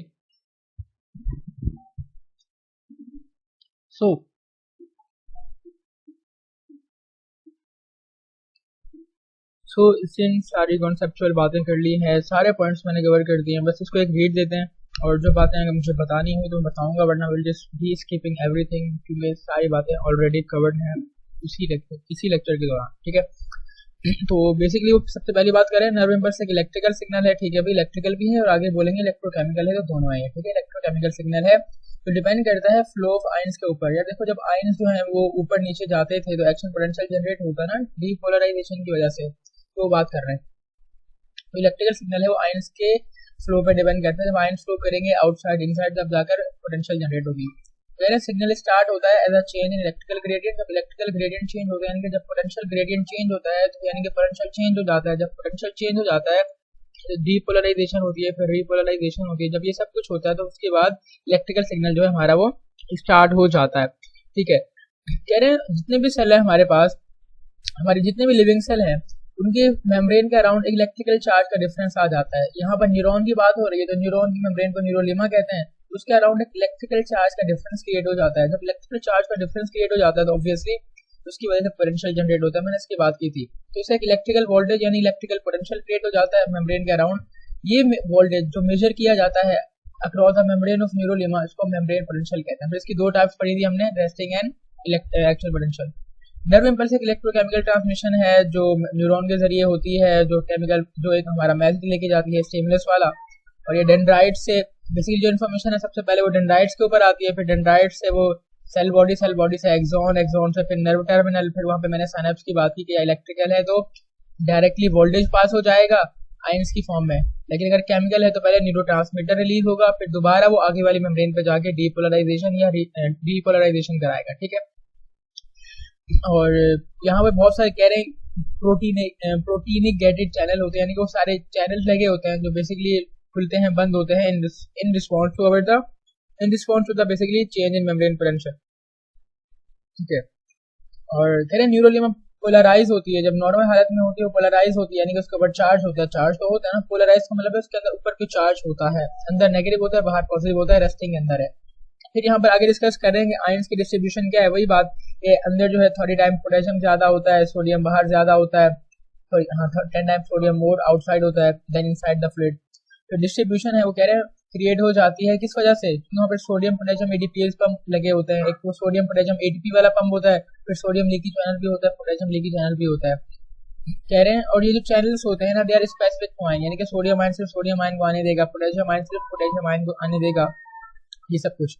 जो नेगेटिव आयन होते हैं उनमें अंदर क्लोराइड होता है, फॉस्फेट एंड सल्फेट होता है, इसकी वजह से भी अंदर नेगेटिविटी हो जाती है और आउटसाइड पॉजिटिविटी हो जाती है। और एक और बात, जो बाहर ना क्लोराइड ज्यादा होता है, जब बाहर क्लोराइड ज्यादा होता है ना वो नॉर्मल हालत के अंदर आना चाहता है, ये मैंने बताया भी था, लेकिन सिंस अंदर चार्ज रेस्टिंग हालत में नेगेटिव होता है तो इस क्लोरीन को वो रिपेल करता है, तो क्लोरीन अंदर नहीं आता, ठीक है। आई होप तो ये बात समझ में आई होगी। फिर यहाँ बात करें रेस्टिंग मेम्ब्रेन पोटेंशियल की। जब सर रेस्टिंग हालत में होता है ना तो बेसिकली उस वक्त रेस्टिंग में होता है जब उसको कोई स्टिमुलेशन नहीं मिलती, तो जब स्टिमुलेशन नहीं मिलती तो कोई नर्व इम्पल्स भी नहीं मिलता।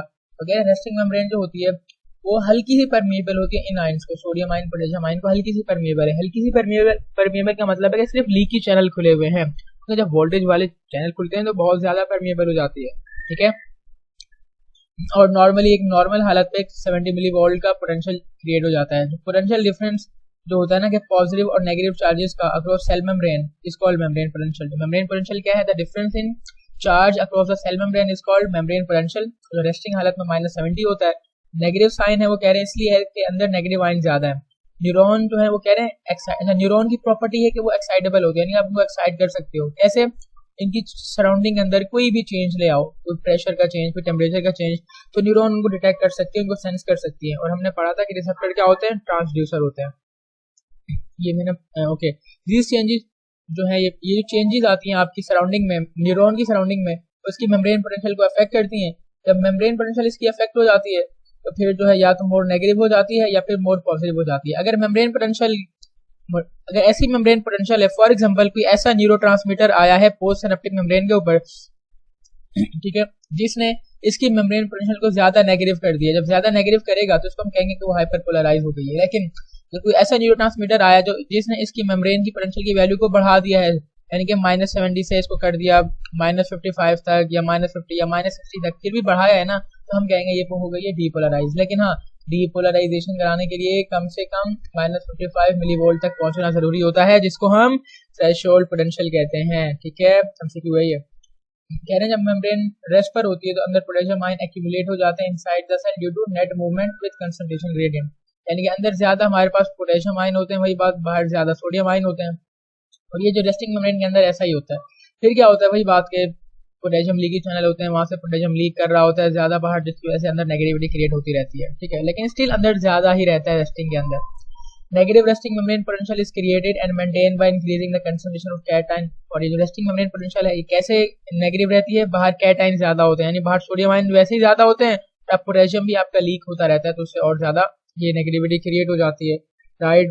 और कह रहे हैं नेगेटिव चार्ज जो होते हैं ना सेल के अंदर, it is created by cell membrane being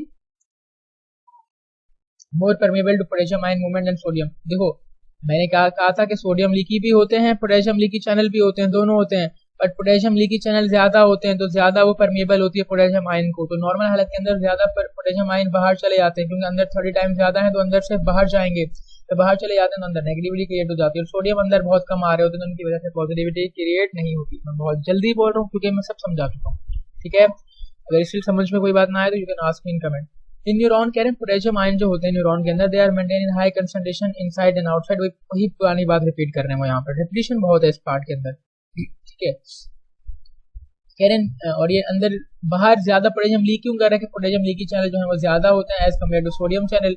जो पोटेशियम है डिफ्यूज आउट हो जाता है हाई रेट पे as compare to sodium, potassium ज्यादा बाहर जा रहा है, सोडियम अंदर कम आ रहा है, जिसकी वजह से क्या हो रहा है, वो जो अंदर है वो ज्यादा नेगेटिविटी क्रिएट हो रही है। ठीक है, तो रिकॉल दैट सोडियम आयन जो है, अच्छा जो सोडियम पोटेशियम एटीपीएस पंप लगा होता है वो 2 पोटेशियम आयन को अंदर लाता है, 3 सोडियम को बाहर लेके जाता है। Since more cation are moving outside the cell then taken in, तो इनसाइड द सेल मेम्ब्रेन जो है वो नेगेटिवली चार्ज रहती है, तो सोडियम पोटेशियम एटीपीएस पंप भी इसमें मेंटेन करता है। सारी बातें मैंने बताई हैं।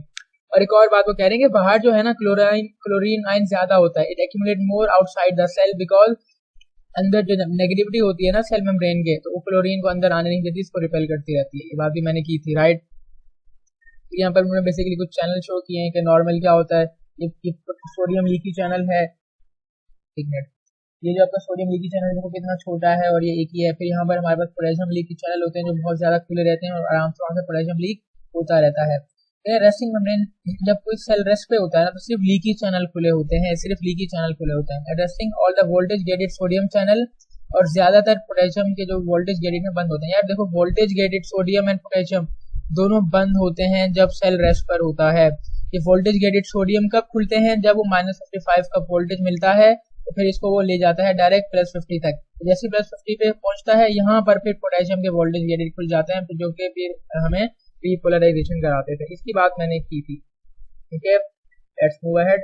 एक्शन पोटेंशियल के बारे में बात करने के, यार एक्शन पोटेंशियल उस वक्त आती है जब स्टिमुलस जो होता है रिसीव होता है न्यूरॉन को, जब न्यूरॉन को स्टिमुलस की चेंज अपनी सराउंडिंग में रिसीव करती है तो एक्शन पोटेंशियल ट्रिगर हो जाती है। सोडियम चैनल फौरन से खुल जाते हैं जिसकी वजह से सोडियम जो है वो अंदर आ जाता है। तो हाँ, ज्यादा सोडियम आयन उस वक्त खुलते हैं जब वो -55 पे पहुंच जाता है। जब जैसे ही -55 पे पहुंचता है सोडियम के सारे वोल्टेज गेटेड खुल जाते हैं और सोडियम फौरन से अंदर आ जाता है। मेम्ब्रेन पोटेंशियल जो है वो अपनी रेस्टिंग वैल्यू से चेंज होती है, फिर डीपोलराइज हो जाती है और अंदर पॉजिटिव हो जाती है एज कम्पेयर टू आउटसाइड। तो एक्शन पोटेंशियल है उसकी वैल्यू 50 मिलीवोल्ट तक चली जाती है। जैसी वो +50 पे जाती है तो सोडियम जो है वो बंद हो जाता है और पोटेशियम वाला वोल्टेज वाला खुल जाता है। तो फिर जो बाहर का पोटेशियम अंदर का पोटेशियम बाहर लीक हो जाता है, जिससे जो अंदर की पॉजिटिविटी क्रिएट हो गई थी वो दोबारा जब पोटेशियम लीक कर जाता है दोबारा नेगेटिव में क्रिएट हो जाती है। ठीक है, उसको हम कहते हैं रीपोलराइजेशन। और ये जो this return to resting state जो है ना, यानी कि पहले ऊपर गई फिर दोबारा नीचे आई, इसको वापस पुरानी हालत में आने के लिए 10 से 30 मिली सेकेंड चाहिए। ये एमसीक्यू का पॉइंट है। कह रहे हैं देखो एक्शन पोटेंशियल जनरेट करने के लिए ना स्टिमुलस देखा जाता है। अगर स्टिमुलस इतना है कि वो एक्शन पोटेंशियल जनरेट कर सकता है, मैं कहूँगा उसको थ्रेशोल्ड स्टिमुलस है, तो बेसिकली -55 तक ले जाएगा। लेकिन अगर स्टिमुलस इज नॉट कैपेबल के वो हमारी न्यूरॉन को एक्साइट करे, डीपोलराइज करे, उसको हम कहेंगे सब थ्रेशोल्ड। तो इस थ्रेशोल्ड स्टिमुलस की वैल्यू -55 वोल्ट तक होती है और सब थ्रेशोल्ड जो होता है -55 से कम होता है, लाइक -56 -60 वगैरह। इससे क्या होता है कि उससे एक्शन पोटेंशियल जनरेट नहीं हो पाती। हाँ, पोलैरिटी थोड़ी बहुत चेंज हो जाती है, बट एक्शन पोटेंशियल जनरेट करने के लिए एमसीक्यू का पॉइंट है कि -55 वोल्टेज तक आपको पहले पहुंचना होगा, तभी तो सोडियम के वोल्टेज गेटेड चैनल एकदम से खुल जाएंगे। ये डीपोलराइजेशन में क्या होता है कि it refer to a graded potential, यानी कि वो वाली पोटेंशियल जो -55 मिलीवोल्ट पे पहुंच जाए, जिसकी वजह से सोडियम आयन एकदम से खुल जाए और इलेक्ट्रोनेगेटिविटी जो है वो चेंज हो जाती है। क्या कैसे होता है बेसिकली, कहा था ना कि जब डीपोलराइजेशन होती है, जैसे वो -55 पे पहुंचता है, सोडियम के वोल्टेज गेटेड चैनल खुल जाते हैं। तो सोडियम के वोल्टेज गेटेड चैनल खुल जाते हैं तो सोडियम ज़्यादा अंदर आता है और अंदर पॉजिटिविटी क्रिएट कर देता है। जैसे ये इसकी इलेक्ट्रोनेगेटिविटी चेंज हो जाती है ना, अच्छा जैसे ही सोडियम के वोल्टेज गेटेड चैनल खुलते हैं ना, तो 10 टाइम मोर सोडियम अंदर आ जाता है as compare to resting state. ये एमसीक्यू का पॉइंट है। इलेक्ट्रोनेगेटिविटी का मतलब होता है जो चार्ज का डिफरेंस है, एक तरीके से वही समझ लो। तो जब पहले अंदर नेगेटिव था बाहर पॉजिटिव था, फिर अंदर पॉजिटिव हो गया बाहर नेगेटिव हो गया, कह रहे सेल मेम्ब्रेन की जो नेगेटिविटी है वो बेसिकली ऑल्टर हो गई, एक्सचेंज हो गई। इसकी वजह से सारे सोडियम के चैनल खुल जाते हैं, फिर 50 पे जाके पोटेशियम के भी खुल जाते हैं। और एक और बात कर रहे हैं, कह रहे हैं जो एक्शन पोटेंशियल है ना, इट डिपेंड ऑन ऑल और नन मेथड। या तो एक्शन पोटेंशियल जनरेट होगा या बिल्कुल नहीं होगा। क्यों? अगर थ्रेशोल्ड स्टिमुलस होगा तो एक्शन पोटेंशियल जनरेट हो जाएगा अक्रॉस द लेंथ ऑफ न्यूरोलिमा, लेकिन अगर स्टिमुलस जो है वो थ्रेशोल्ड वैल्यू से कम होगा तो it will not generate an action potential. बिल्कुल कंफ्यूज नहीं होना, बिल्कुल परेशान नहीं होना कि सर इतनी जल्दी से बातें बता रहे हैं, सिंस वही सारी बातें जो मैं आपको पीछे बता चुका हूँ, जस्ट ट्रस्ट मी। कह रहे हैं वोल्टेज गेटेड सोडियम चैनल क्या होता है, ये वो चैनल हैं जब खुलते हैं तो अंदर सोडियम आयन ज्यादा आ जाता है, जिसकी वजह से क्या हो जाती है, डीपोलराइजेशन। तो depolarization occur due to opening of voltage gated sodium channel. फिर चैनल जब बंद हो जाता है या इनएक्टिवेट हो जाता है तो डीपोलराइजेशन खत्म हो जाती है, फिर उसी वक्त रीपोलराइजेशन दोबारा स्टार्ट हो जाती है। ठीक है, सेल हैज अ स्टेप, जब रेस्टिंग पोटेंशियल के ऊपर होता है तो सेल के अंदर कैपेसिटी होती है कि वो अपने आप को डीपोलराइज कर सकता है। और डीपोलराइजेशन के दौरान मेम्ब्रेन पोटेंशियल जो है वो रैपिडली शिफ्ट होती है from negative to positive. Rapid change आता है डीपोलराइजेशन के अंदर। तो this rapid change take place, जब रैपिड चेंज अगर चेंज करना है ना तो बहुत सी कह रहे हैं इवेंट्स होने चाहिए। इवेंट्स क्या है कि सोडियम पोटेशियम चैनल जो है एडीपीएस का वो तो काम कर ही रहे होते हैं, उसी वक्त वोल्टेज गेटेड सोडियम चैनल जो पहले बंद थे, ठीक है, जब वो सेल रेस्टिंग पर था, रेस्टिंग पोटेंशियल के ऊपर था, सोडियम के वोल्टेज गेटेड चैनल बंद थे, अब वो खुल जाते हैं in response to the change in the surrounding या चेंज इन द वोल्टेज। कौन सा चेंज यार? वो जो आपके स्टिमुलस थ्रेशोल्ड स्टिमुलस की वजह से -70 से -55 का चेंज आया है, इस चेंज की वजह से सोडियम के जो वोल्टेज गेटेड चैनल हैं वो खुल जाते हैं। ठीक है, they add positive charge to cell interior and change the membrane potential from negative to positive। कह रहे हैं जैसे ही इंटीरियर जो है वो ज्यादा पॉजिटिव चार्ज बन जाता है, हम कहते हैं डीपोलराइजेशन कंप्लीट हो गई है और चैनल जो सोडियम के वोल्टेज गेटेड चैनल हैं अब वो हो जाते हैं बंद हो जाते हैं। यहाँ पर भी वही बात की गई है कि देखो पैसिव नॉर्मली सोडियम के लीकी चैनल होते हैं वो अंदर बाहर से सोडियम अंदर आने देते हैं, बट कम आने देते हैं, लेस परमिएबल। बट पोटेशियम का जो ट्रांसपोर्ट होता है पैसिव ये ज्यादा होता है लीकी चैनल, जिसकी वजह से रेस्टिंग मेम्ब्रेन पोटेंशियल मेंटेन होती है। ये सोडियम पोटेशियम एडीपी हमको शो कर रहे हैं। क्या होता है कि जो एटीपी है वो टूटता है इनटू एडीपी एंड फॉस्फेट, जिसकी वजह से 3 सोडियम बाहर जाते हैं और 2 पोटेशियम अंदर आते हैं। ठीक है, तो 2 पोटेशियम अंदर आते हैं, उसकी वजह से बेसिकली 3 बाहर जा रहे हैं सोडियम, 2 पोटेशियम अंदर आ रहे हैं, एक ज्यादा पॉजिटिव चार्ज बाहर जा रहा है, जिसकी वजह से अंदर नेगेटिविटी क्रिएट हो जाती है। और हाँ, इसको एक्टिव ट्रांसपोर्ट है सोडियम पोटेशियम एटीपी कम। रीजन क्या है? The reason is that it require, ये चीजों को मूव कर रहा है अगेंस्ट द कंसंट्रेशन ग्रेडियंट। फिर हमारे पास होती है डीपोलराइजेशन, जिसमें क्या होता है इलेक्ट्रिकल बैलेंस दोबारा रिस्टोर किया जाता है, यानी कि अंदर दोबारा नेगेटिविटी क्रिएट की जाती है, बाहर पॉजिटिविटी क्रिएट की जाती है। ये क्यों होता है कि जैसे ही आप डीपोलराइजेशन कंप्लीट होती है, यहाँ पर पोटेशियम के वोल्टेज गेटेड चैनल खुल जाते हैं, जिसकी वजह से अंदर का पोटेशियम बाहर लीक करके चला जाता है। कह रहे हैं due to high concentration of sodium inside the axoplasm, क्योंकि एक्सोप्लाज्म यानी कि एक्सोन के अंदर अगर पोटेंशियल वो ट्रेवल कर रहा है तो यहाँ पर हमारे पास सोडियम आयन ज्यादा हो गए हैं अब बाहर, और बाहर कम है। अब क्या होगा, पोटेशियम जब जैसे ही अंदर सोडियम ज्यादा एक्यूमुलेट हो जाता है, यानी कि अंदर जैसे ही पॉजिटिव चार्ज एक्यूमुलेट हो जाता है, यानी कि डीपोलराइजेशन कंप्लीट हो जाती है, फिर ये खुल जाते हैं। वही बात कर रहे हैं, नथिंग न्यू। जो एमडीगेट में पॉइंट पूछा जाएगा वो मैंने आपको ऑलरेडी बता दिया, जस्ट रिलैक्स। देखो अब मैं इस डायग्राम से समझाऊं, और ये चार्ट इंपॉर्टेंट है, आपको पता होना चाहिए। नॉर्मल देखो ये है रेस्टिंग स्टेट, जब रेस्टिंग स्टेट पे ऊपर होता है ना उसकी वैल्यू होती है -70 मिलीवोल्ट।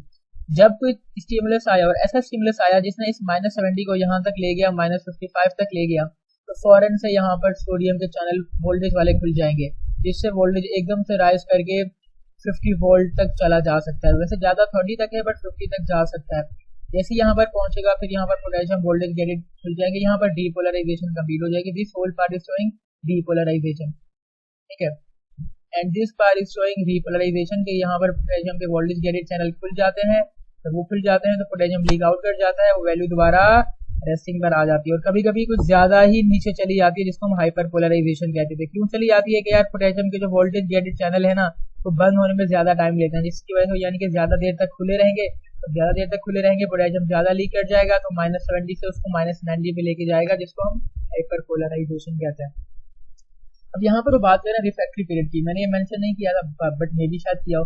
तो रिफ्रैक्टरी पीरियड है बेटा, ये वो पीरियड है जिसके बीच में अगर ऑलरेडी एक एक्शन पोटेंशियल जा रही है ना तो उस वक्त आप चाहे दूसरा कितना भी सिग्नल देते रहो, जब तक एक सिग्नल पूरी तरीके से जाकर इसको दोबारा इनिशियल स्टेज पर नहीं लेके आएगा दूसरा सिग्नल आप जनरेट नहीं कर सकते। क्या कहा मैंने? रिफ्रैक्टरी पीरियड एक वो पीरियड है कि जब आपका एक्शन पोटेंशियल ऑलरेडी एक जनरेटेड है, जब तक वो कंप्लीट नहीं होगा दोबारा से डीपोलराइज होके रीपोलराइज होके दोबारा रेस्टिंग स्टेट के ऊपर नहीं आएगा।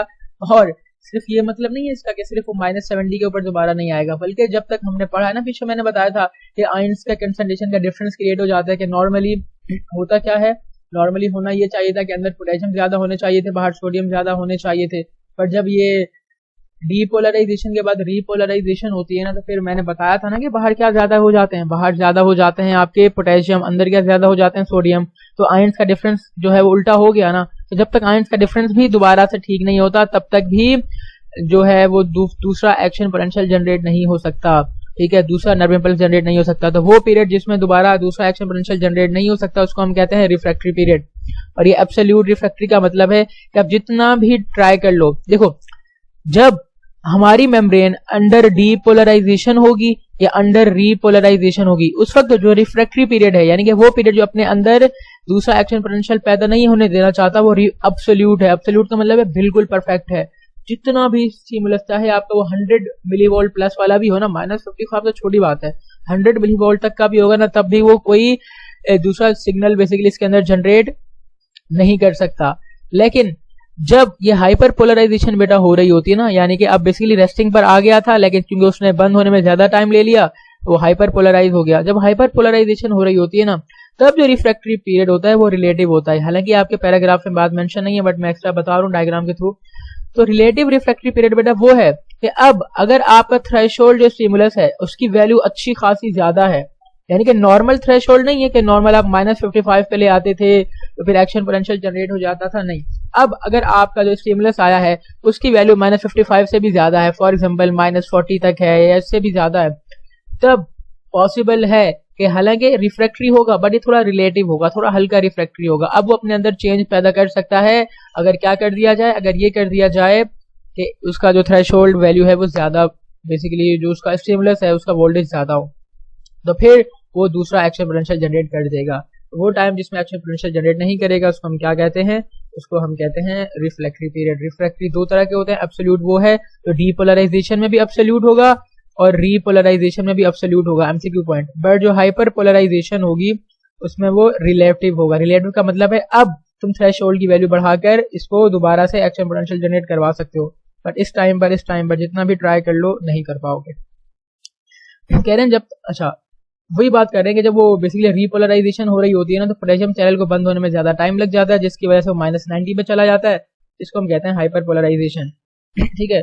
और कह रहे हैं डीपोलराइजेशन के बाद सोडियम के वोल्टेज गेटेड चैनल जो हैं वो पहले खुले हुए थे, डीपोलराइजेशन के टाइम पे वो बेसिकली क्लोज हो जाते हैं। वही पुरानी बातें रिपीट कर रहे हैं, ट्रस्ट मी सब कवर कर लिया आपने, सब कुछ भी यहाँ पर मिसिंग नहीं है। रिफ्रैक्टरी पीरियड कह रहे हैं ये वो ब्रीफ पीरियड होता है आफ्टर जिसमें बेसिकली नर्व इंपल्स ट्रांसमिट हो रही होती है या फिर हो चुकी होती है, और इस टाइम में ड्यूरिंग दिस पीरियड मेम्ब्रेन जो है अपने आप को दूसरी स्टिमुलस के लिए तैयार कर रही होती है, तैयार हुई नहीं होती। तो इस टाइम पर अगर बेसिकली कोई चेंज आ भी जाएगा ना कि मैं इसके अंदर एक्शन पोटेंशियल जनरेट करूँ, वो बेसिकली एक्शन पोटेंशियल जनरेट नहीं करता, ठीक है। तो ये जो होता है 2 मिलीसेकंड का होता है refractory period, that's the point of MCQ, ठीक है। और इस टाइम पे क्या होता है, कह रहे हैं जब वो रिफ्लेक्टिव पीरियड होता है ना तो सोडियम वाले एटीपी पंप जो हैं वो क्या करते हैं, जो आयंस का बेसिकली डिस्टर्बेंस क्रिएट हो गई थी उसको दोबारा मेंटेन करते हैं कि अंदर पोटेशियम ज्यादा कर देते हैं और बाहर सोडियम ज्यादा कर देते हैं। क्यों, कैसे? 3 सोडियम हालांकि अब अंदर सोडियम ज्यादा हो जाता है ना डीपोलराइजेशन और रीपोलराइजेशन के बाद, मैंने बहुत दफा बात ये बताई, ठीक है, वरना पीछे रिपीट करके देख लो। तो सोडियम जब अंदर ज्यादा हो जाता है तो हम ज्यादा सोडियम बाहर निकालते हैं ताकि बाहर दोबारा जो 10 टाइम मोड था वो दोबारा वो क्रिएट हो जाए और अंदर पोटेशियम ज्यादा आ जाए। सोडियम पोटेशियम एटीपीएस पंप जो है इसको दोबारा मेंटेन करता है driven using ATP. It causes the movement of ion against the concentration gradient, ठीक है। और जो पोटेशियम बाहर अंदर आते हैं, तीन बाहर जाते हैं और उसके लिए हमें एनर्जी चाहिए बिकॉज ये अगेंस्ट द कंसंट्रेशन ग्रेडियंट है। फिर हाइपर पोलराइजेशन क्या है, कह रहे हैं द प्रोसेस ऑफ डीपोलराइजेशन, जिसकी वजह से ओवरशूट हो जाता है, यानी कि जो वैल्यू है वो रेस्टिंग मेमोरी पोटेंशियल से भी ज्यादा कम चली जाती है। इसके दो रीजन है, या तो क्लोरीन ज्यादा अंदर आ जाएगा या फिर पोटेशियम ज्यादा बाहर लीक कर जाएगा। क्लोरीन नेगेटिव है, जब नेगेटिव चीज ज्यादा अंदर आ जाएगी तो रेस्टिंग वैल्यू ज्यादा नेगेटिव हो जाएगी, -70 और -25 से भी कम हो जाएगी। Resting potential is established by closing all the voltage gated ion channel. तो अगर आप हाइपर पोलराइजेशन को दोबारा खत्म करना चाहते हो तो सारे वोल्टेज गेटेड बंद हो जाते हैं ना, वो पोटेशियम वोल्टेज गेटेड भी बंद हो जाता है, सोडियम वाला भी बंद हो जाता है, और अगर क्लोरीन वाला था वो भी बंद हो जाता है। फिर वेलोसिटी की बात की, वही कह रहे हैं कि जो वेलोसिटी है ना एक्शन पोटेंशियल, अगर आप बेसिकली तेजी से ट्रेवल करवाना चाहते हो तो आपका डायमीटर ज्यादा होना चाहिए ताकि वो रेजिस्टेंस को कम कर सके, क्योंकि जितना क्रॉस सेक्शनल एरिया ज्यादा है, यानी क्रॉस सेक्शनल एरिया कब ज्यादा होता है, जब डायमीटर ज्यादा होता है, तो उसकी वजह से स्पीड तेज हो जाती है। तो छोटे वालों की स्पीड 70 सेंटीमीटर पर सेकंड में होती है और रैपिड वालों की 100 मीटर पर सेकंड होती है, जिनका एक्सोन का साइज बड़ा होता है, ठीक है। जो माइलिनेटेड होते हैं वो भी रैपिडली ट्रैवल कर रही होती है स्पीड। उसका रीजन भी मैंने आपको मेंशन किया था कि यार बेसिकली वहां पर जो एक्शन पोटेंशियल होती है वो जंप कर रही होती है एक पार्ट से दूसरे पार्ट में। नॉर्मली क्या होता है, अगर वो नॉन माइलिनेटेड एक्सोन है तो वहां पर हर पार्ट पर उसको एक्शन पोटेंशियल जनरेट करना होता है, हर पार्ट पर उसको आयन से अंदर बाहर लेके आने होते हैं, जिसमें बहुत सारा टाइम वेस्ट हो जाता है, तो स्पीड स्लो होती है। बट जो माइलिनेटेड एक्सोन है, यहाँ पर उसको सिर्फ नोड ऑफ एन वायर के ऊपर एक्शन पोटेंशियल जनरेट करना होता है, आयंस के ग्रेडियंट को चेंज करना होता है, माइलिन शीट वाले पार्ट पे कुछ भी चेंज नहीं करना होता। तो हम कहते हैं कि यहाँ पर एक्शन पोटेंशियल जनरेट होता है, फिर उसके आयंस अंदर से ट्रेवल करके यहाँ आ जाते हैं, फिर यहाँ जनरेट हो जाता है। तो बेसिकली उसको ना बाहर के जो फ्लूइड में मौजूद आयंस को बार बार चेंज नहीं करना पड़ता। और एक और बात, जब बेसिकली ये वाला पार्ट जो है अपने अंदर बाहर के आयंस को अंदर नहीं आने दे रहा और अंदर वाले को बाहर नहीं आने दे रहा, तो जो रिफ्रैक्टरी पीरियड भी क्रिएट हो रहा था वो भी यहाँ पर कम क्रिएट हो रहा होता है। अगर ये बात समझ में नहीं आई, do basically text me on Insta, मैं बता दूंगा। रीजन इज दैट ये आपके सिलेबस का पार्ट नहीं है, मैंने एक्स्ट्रा बात बताई है। तो बेसिकली ये जो माइलिनेटेड एक्सोन में कंडक्शन होती है इसको सॉलिडेटरी कंडक्शन होती है कहते हैं, जो जम करती है from one node of an wire to another node, then another node, then another node, इसको हम सॉलिडेटरी कंडक्शन कहते हैं। इसकी स्पीड 50 मीटर पर सेकंड होती है। That's a point of MCQ. फिर सिनैप्स क्या एक जंक्शन है, ठीक है, जो कंट्रोल करता है दो न्यूरॉन की कम्युनिकेशन को या न्यूरॉन की communication with any other cell, चाहे वो ग्लैंड हो या मसल का सेल हो। साइनैप्स जो है वो दो न्यूरॉन के बीच में होता है, या फिर न्यूरॉन और सेंसरी रिसेप्टर के बीच में होता है, या फिर किसी और सेंसरी न्यूरॉन के बीच में होता है, या एक सेंसरी न्यूरॉन और एक मोटर न्यूरॉन के बीच में होता है, या फिर मसल सेल या फिर किसी ग्लैंड सेल के बीच में होता है। स्ट्रक्चर की बात कह रहे हैं, एक प्री सिनेप्टिक सेल होता था। प्री सिनेप्टिक वो है जहां से बेसिकली आपका न्यूरोट्रांसमीटर रिलीज होगा ना, तो प्री सिनेप्टिक सेल होता है। उस प्री सिनेप्टिक सेल की प्री सिनेप्टिक मेम्ब्रेन होती है ये वाली, ठीक है। फिर पोस्ट सिनेप्टिक सेल होता है, उसकी पोस्ट सिनेप्टिक मेम्ब्रेन होती है ये वाली, ठीक है। फिर यहाँ पर वो गैप जो एक ये जो केमिकल सिनेप्स का सिग्नल बनाया है, वो गैप जो यहाँ पर एग्जिस्ट करता है ना बिटवीन प्री सिनेप्टिक मेम्ब्रेन और पोस्ट सिनेप्टिक मेम्ब्रेन, इसको एमसीक्यू का पॉइंट है, इसको हम कहते हैं सिनेप्टिक लेफ्ट। तो सिनेप्टिक लेफ्ट ये वो रीजन है जहाँ पे बेसिकली न्यूरोट्रांसमीटर रिलीज होगा और न्यूरोट्रांसमीटर यहाँ पे यूं ट्रेवल कर करके यहाँ पर बाइंड करेगा। तो सिनेप्टिक लेफ्ट वो स्पेस है या वो रीजन है या वो गैप है जो एक प्री सिनेप्टिक मेम्ब्रेन और एक पोस्ट सिनेप्टिक मेम्ब्रेन के बीच में होता है, उसको हम सिनेप्टिक लेफ्ट कहते हैं। सिनेप्टिक ट्रांसमिशन कैसे होती है, तो साइनेप्स के अराउंड ट्रांसमिशन, यानी कि कह रहे हैं साइनेप्स के अराउंड जो सिग्नल ने ट्रेवल करना है तो या तो इलेक्ट्रिकली होता है या केमिकली होता है। तो इलेक्ट्रिकल साइनेप्स होता है या केमिकल साइनेप्स होता है। इलेक्ट्रिकल का मैंने आपको बताया था, इलेक्ट्रिकल साइनेप में direct cytoplasm to cytoplasm connection होता है। अगर मैं यहाँ कहीं ड्रॉन हो डायग्राम, नहीं यहाँ पर नहीं है, बेसिकली जो मैंने आपको बात बताई थी ना कि इलेक्ट्रिकल साइनेप में क्या होता है, एक आपका जो प्री सिनेप्टिक मेम्ब्रेन है आपकी पोस्ट सिनेप्टिक मेम्ब्रेन के साथ डायरेक्टली कनेक्टेड होता है। अगर मैं ऐसे दिखाना चाहूँ, प्री सिनेप्टिक मेम्ब्रेन है, यहाँ पर पोस्ट सिनेप्टिक मेम्ब्रेन है और इसकी साइटोप्लाज्म से ना ऐसे कुछ चैनल बन जाते हैं, एक चैनल बने हुए। अब ये डायरेक्ट कनेक्शन है, जो डायरेक्ट कनेक्शन है ये हमारे पास इलेक्ट्रिकल साइनेप्स के अंदर आता है। इलेक्ट्रिकल साइनेप्स की स्पीड तेज होती है कंपेयर टू केमिकल साइनेप्स, और याद रखना कि हमारे ब्रेन के अंदर ज्यादा होता है। ब्रेन की जितनी भी इलेक्ट्रिकल कनेक्टिविटी है ना वो हमारे पास इलेक्ट्रिकल साइनेप्स की वजह से हो रही होती है, ठीक है। और this make it possible for impulse to transmit from neuron to neuron without delay. Delay ही नहीं आता, डिले क्यों नहीं आता यार, देखो जो केमिकल सिनेप है वो न्यूरोट्रांसमीटर रिलीज करेगा, फिर उसको चलने में टाइम लगेगा, फिर बाद में जाके वो यहाँ बाइंड होगा, फिर वो यहाँ पर भी पोटेंशियल जनरेट करेगा ना। तो इसमें डिले हो गया कि यार वो न्यूरोट्रांसमीटर रिलीज हुआ, वो मुसाफिर बना, वो चलता गया, ये डिले है। जो इलेक्ट्रिकल सिनेप में डिले नहीं हो रहा, क्यों नहीं हो रहा? क्योंकि कोई न्यूरोट्रांसमीटर रिलीज ही नहीं करना जो ज्यादा टाइम ले ले। ठीक है, ये बातें वही थी।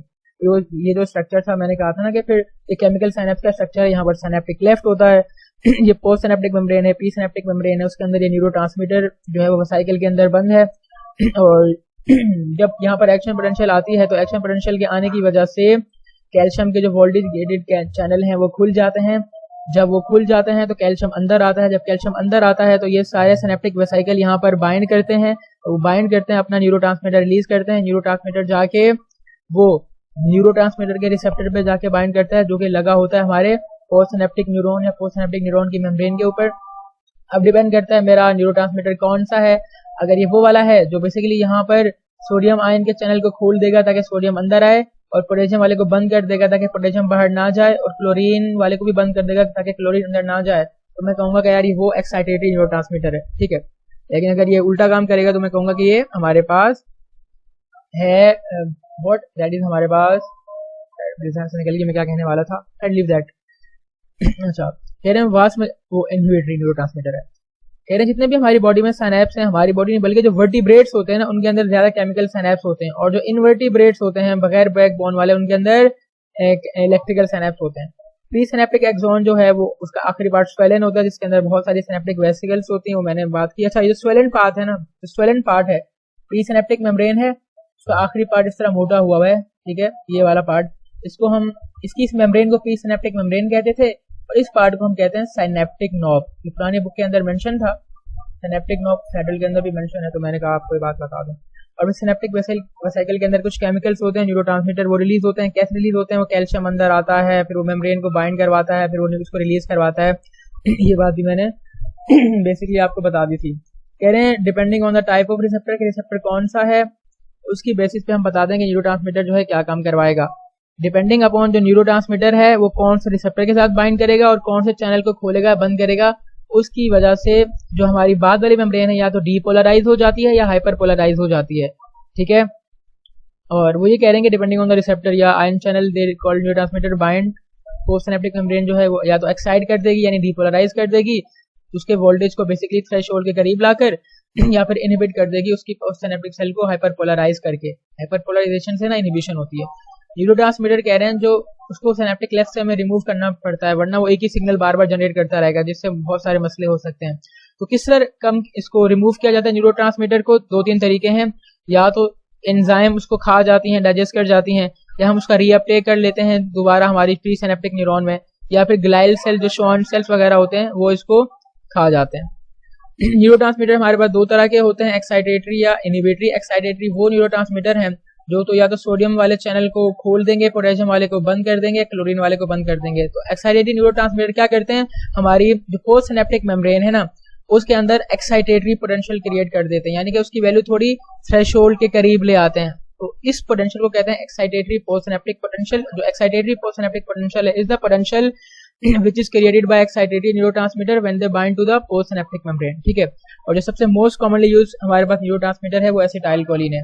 हमारे पास कुछ बायोजेनिक अमाइंस हैं जिसमें हमारे पास जो एक सबसे इंपॉर्टेंट जो एग्जांपल है इसमें, ठीक है, वो है हमारे पास यहाँ पर डोपामिन कह लो, एक डोपामिन की। ठीक है, बल्कि एक काम करो, जो बायोजेनिक अमाइन है कह रहे हैं ये वो न्यूरोट्रांसमीटर होते हैं हमारे पास जो कि अमाइनो एसिड से बनते हैं। ये एमसीक्यू का पॉइंट है कि biogenic amine are derived from amino acid. ठीक है, और ये जो बायोजेनिक अमाइन है आपके सेंट्रल नर्वस सिस्टम में ज्यादा होते हैं। एमसीक्यू का पॉइंट है biogenic amine central nervous system में ज्यादा होते हैं, एसिटाइल कोलिन आपकी मसल्स में ज्यादा होता है। ठीक है, एपिनेफ्रीन, नोरेपिनेफ्रीन, डोपामिन एंड सीरोटोनिन ये सारे क्या हैं? बायोजेनिक अमाइन है। जो नोरेपिनेफ्रीन है ना, नोरेपिनेफ्रीन, ठीक है, दैट नोरेपिनेफ्रीन जो है हमारे पास ये आपके ऑटोनॉमिक नर्वस सिस्टम में ज्यादा होता है। तो एमसीक्यू का पॉइंट है ऑटोनॉमिक नर्वस सिस्टम में कौन सा ज्यादा होता है? नोरेपिनेफ्रीन। तो बाकी डोपामिन है, सीरोटोनिन है, एपिनेफ्रीन है आपके पेरिफेरल में होते हैं। और जो डोपामिन और सीरोटोनिन है ना, डोपामिन एंड सीरोटोनिन, डोपामिन को तो हम वो कहते हैं ना कि लव क्या कहा जाता है, लविंग न्यूरोट्रांसमीटर कहा जाता है। बेसिकली जब भी कोई सेक्सुअल अराउजल होता है तो उस वक्त डोपामिन की सिक्रेशन ज्यादा होती है, इसको हम हैप्पीनेस वाला भी कहते हैं। ठीक है, ऐसा हैप्पीनेस, जब भी कोई बंदा खुश होता है उसके अंदर डोपामिन ज्यादा रिलीज हो रहा होता है, ठीक है। और डोपामिन और सेरोटोनिन जो है वो स्लीप को कंट्रोल करते हैं, मूड को, ठीक है, अच्छा मूड होगा तो सेरोटोनिन रिलीज होगा, अटेंशन को और लर्निंग को, ठीक है। अच्छा, अगर इन न्यूरोट्रांसमीटर की कमी वगैरह हो जाए या ज्यादा हो जाए तो उससे बीमारी हो जाती है। अगर डोपामिन कम होगा ना तो उससे हो जाती है पार्किंसन डिजीज, यानी कि भूलने की बीमारी, ठीक है। और जो शिजोफ्रेनिया है, अगर डोपामिन ज्यादा हो जाएगा तो उसकी वजह से हो जाएगा शिजोफ्रेनिया, जिसमें बंदा एबनॉर्मल हरकतें करना स्टार्ट कर देता है, ठीक है। तो अगर कम हो जाएगा, एमसीक्यू का पॉइंट है, डोपामिन अगर कम हो जाएगा पार्किंसन डिजीज होगी, ठीक है। पार्किंसन डिजीज में क्या होता है, भूलने की बीमारी, सॉरी नहीं है, पार्किंसन डिजीज में बंदे की चलना फिरना जो है वो खराब हो जाता है, ही कांट मूव प्रॉपर्ली। आप इसकी वीडियोस बेसिकली यूट्यूब के ऊपर सर्च करके देख सकते हो। तो शिजोफ्रेनिया है, उसमें क्या होता है, डोपामिन ज्यादा हो जाता है तो एबनॉर्मल हरकतें करता है। तो जब भी कोई एक्साइटेटरी सिनेप्स, क्या है यार, एक्साइटेटरी सिनेप्स वो है कि जब भी वो कोई न्यूरोट्रांसमीटर रिलीज करेगा उसकी वजह से पोस्ट सिनेप्टिक मेम्ब्रेन के अंदर डीपोलराइजेशन हो जाएगी, यानी कि excitatory post synaptic potential create हो जाएगी, जिसको हम कहेंगे कि यार ये एक्साइटेटरी सिनेप्स है। और इनहिबिटरी सिनेप्स वो है जिसमें बेसिकली इनहिबिशन हो जाएगी, यानी कि वो वो न्यूरोट्रांसमीटर पोस्ट सिनेप्टिक मेम्ब्रेन पे जाके हाइपर पोलराइजेशन करा देगा, अंदर रेस्टिंग मेम्ब्रेन से भी ज्यादा नेगेटिविटी क्रिएट कर देगा। एसिटाइलकोलिन हमारे पास एक्साइटेटरी है, और जो बायोजेनिक अमाइंस है एपिनेफ्रिन और एपिनेफ्रिन वो भी एक्साइटेटरी है। जो इनहिबिटरी न्यूरोट्रांसमीटर है, ठीक है, उसमें गाबा वगैरह बहुत इंपॉर्टेंट है। गाबा है हमारे पास, ग्लाइसिन है, ग्लूटामेट है, एस्पर्टेट है, सारे इनहिबिटरी हैं। इनहिबिटरी क्यों है, या तो पोटेशियम को ज्यादा खोल देते हैं, जब पोटेशियम चैनल को खोल देते हैं तो पोटेशियम अंदर से लीक कर जाता है, अंदर नेगेटिविटी क्रिएट हो जाती है। या फिर क्लोराइन को ये अंदर आने देते हैं, जब क्लोरीन नेगेटिव चीज अंदर आती है तो ऑल्दो या फिर ऑब्वियसली नेगेटिव चीज अंदर आने की वजह से अंदर मोर नेगेटिविटी क्रिएट हो जाती है, ठीक है।